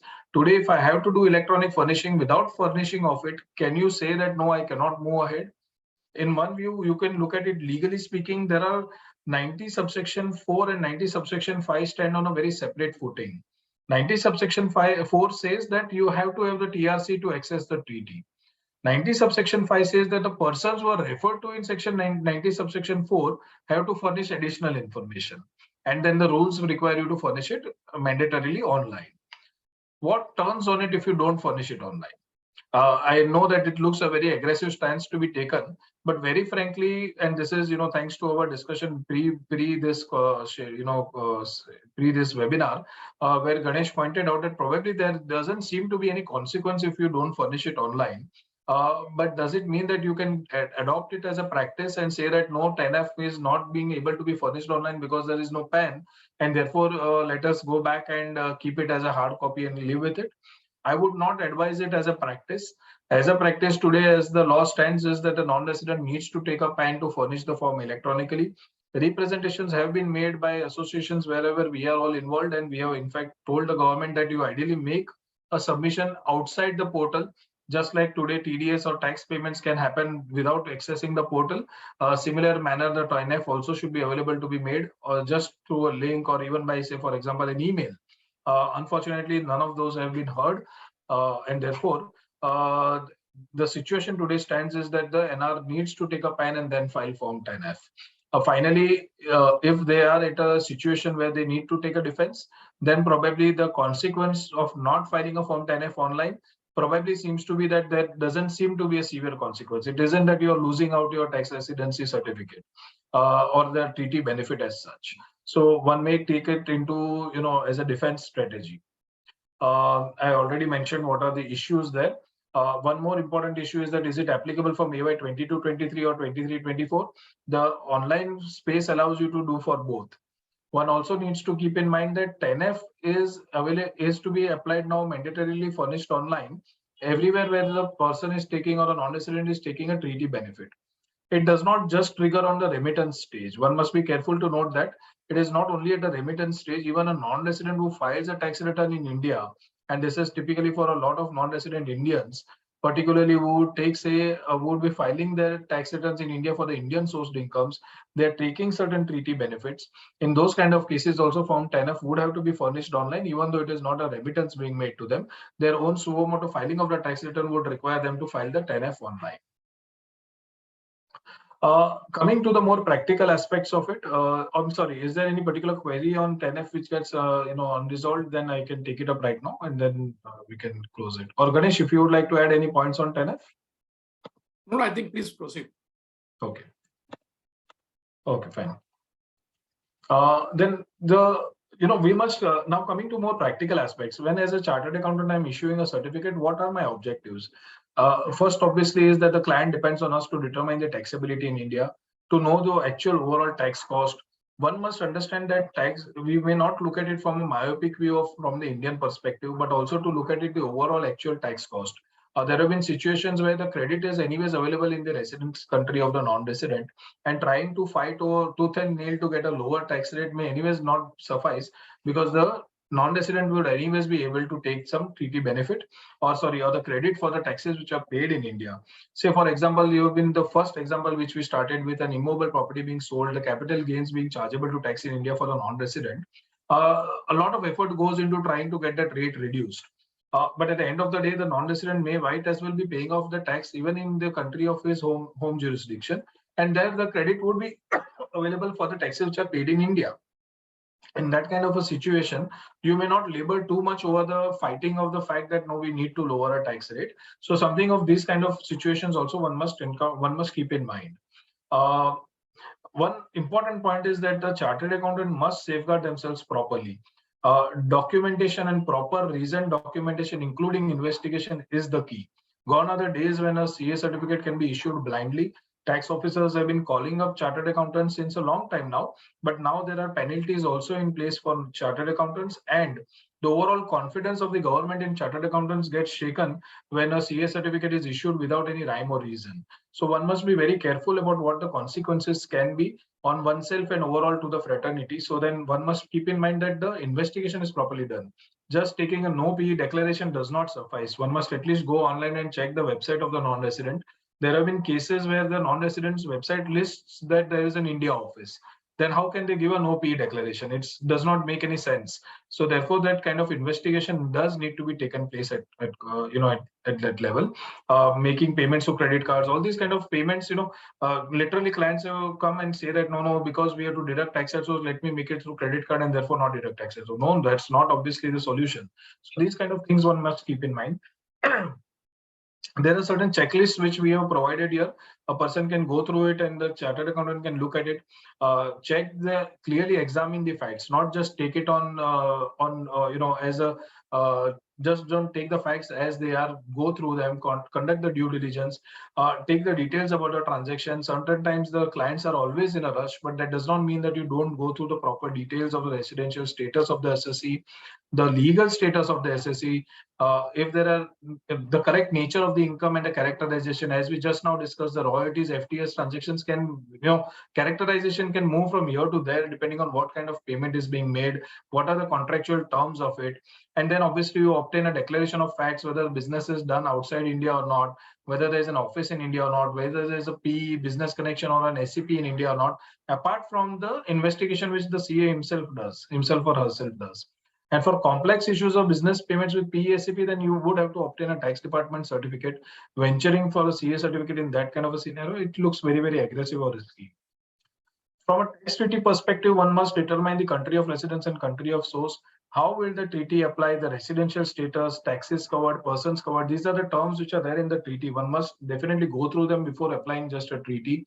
You need to have certain, there are certain documents which one must look at. The protocols and the memorandums of understanding actually sometimes change the whole text of the treaty. Technical explanations of the US, particularly for the US treaty, actually gives a lot of examples as far as make available is concerned. And for several other, every article they have explained in depth. One must consider that before applying the US treaty. Then there's a most favored nation clause, which has become a very controversial issue just very, in recent times because of the dividends and applicable, scenarios to it. One must be careful about how that applies. Limitation of benefits clause, you cannot just straight away apply if the limitation of benefits clause is not satisfied. Then one must investigate that and get a declaration for that also from the non-resident. Then obviously the MLI changes we have discussed in between, but that also becomes very important. I have given certain references which can be looked at for as far as analyzing these kind of provisions and therefore we actually have a good kind of publications from an Indian perspective, and that also I have referred to. Finally, as I already mentioned, cost benefit analysis must be done. Credit if there is available in the home country, then why are you fighting over the going to a zero tax kind of principle? Please note that a non-resident still has to file its tax return in India. The law does require it. And the final assessment or the final payment of tax actually happens only by the non-resident on filing of the tax return. Generally speaking, when you're making a casual payment to a non-resident, the non-resident is not insisted upon in filing the tax return. But that does not mean that there is a leeway or there is an exemption for the non-resident from filing the tax return. There are certain complex issues. You look at partnerships and the pass-through entities, you look at a triangular treaty situation. These are not just complex, but some of them are actually kind of unresolved even till date.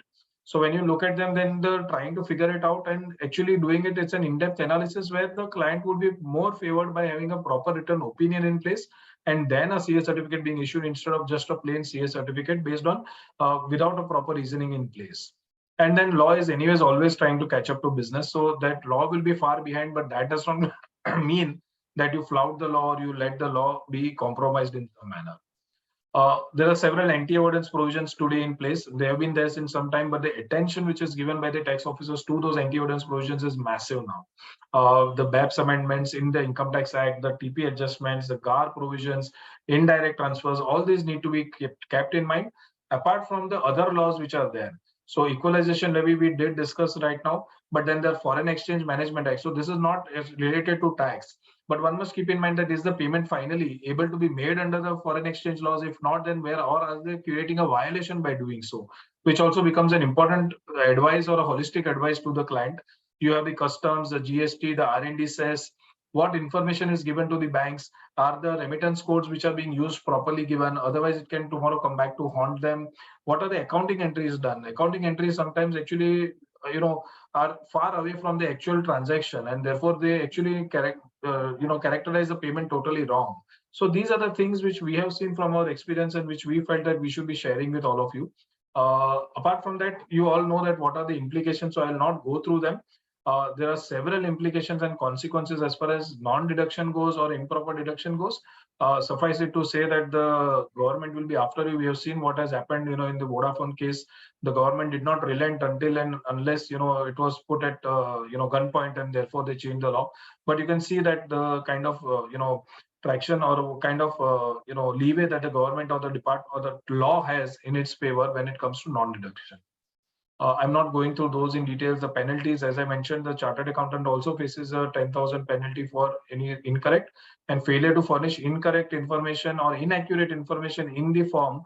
It attracts a 1 lakh penalty for the taxpayer itself. So one has to be very careful because that responsibility generally rests on the chartered accountant itself. We'll end our session here. I am very, very thankful for the opportunity offered and sorry for rushing on the last part. We have overshoot our time, but before ending, I would just I would request Ganesh if there is any conclusion points on the practice or the procedure or any other point that you. I think you have summed it up very nicely. Also, I'll take the opportunity to thank the organizers, the organization for hosting us. It's been quite a learning experience for us when we prepared the presentation. Thank you. Thank you. So we thank you for the very in-detailed deliberation on non-resident withholding and equalization levy. I request CA Rahul to for a formal vote of thanks. Thank you is such a prayer that cannot be seen or touched, must be felt by heart. I feel honored and privileged to get the opportunity to propose a vote of thanks on this occasion. I would like to thank the invited speakers, Shri Ganesh Rajgopalan ji and Shri Rutvik Sanghvi ji, who have blessed us with their immense knowledge and took time out from their busy schedule to help us decode the tax aspects in relation to payments to non-residents. The topic, even though sounds simple, is very confusing and complex subject.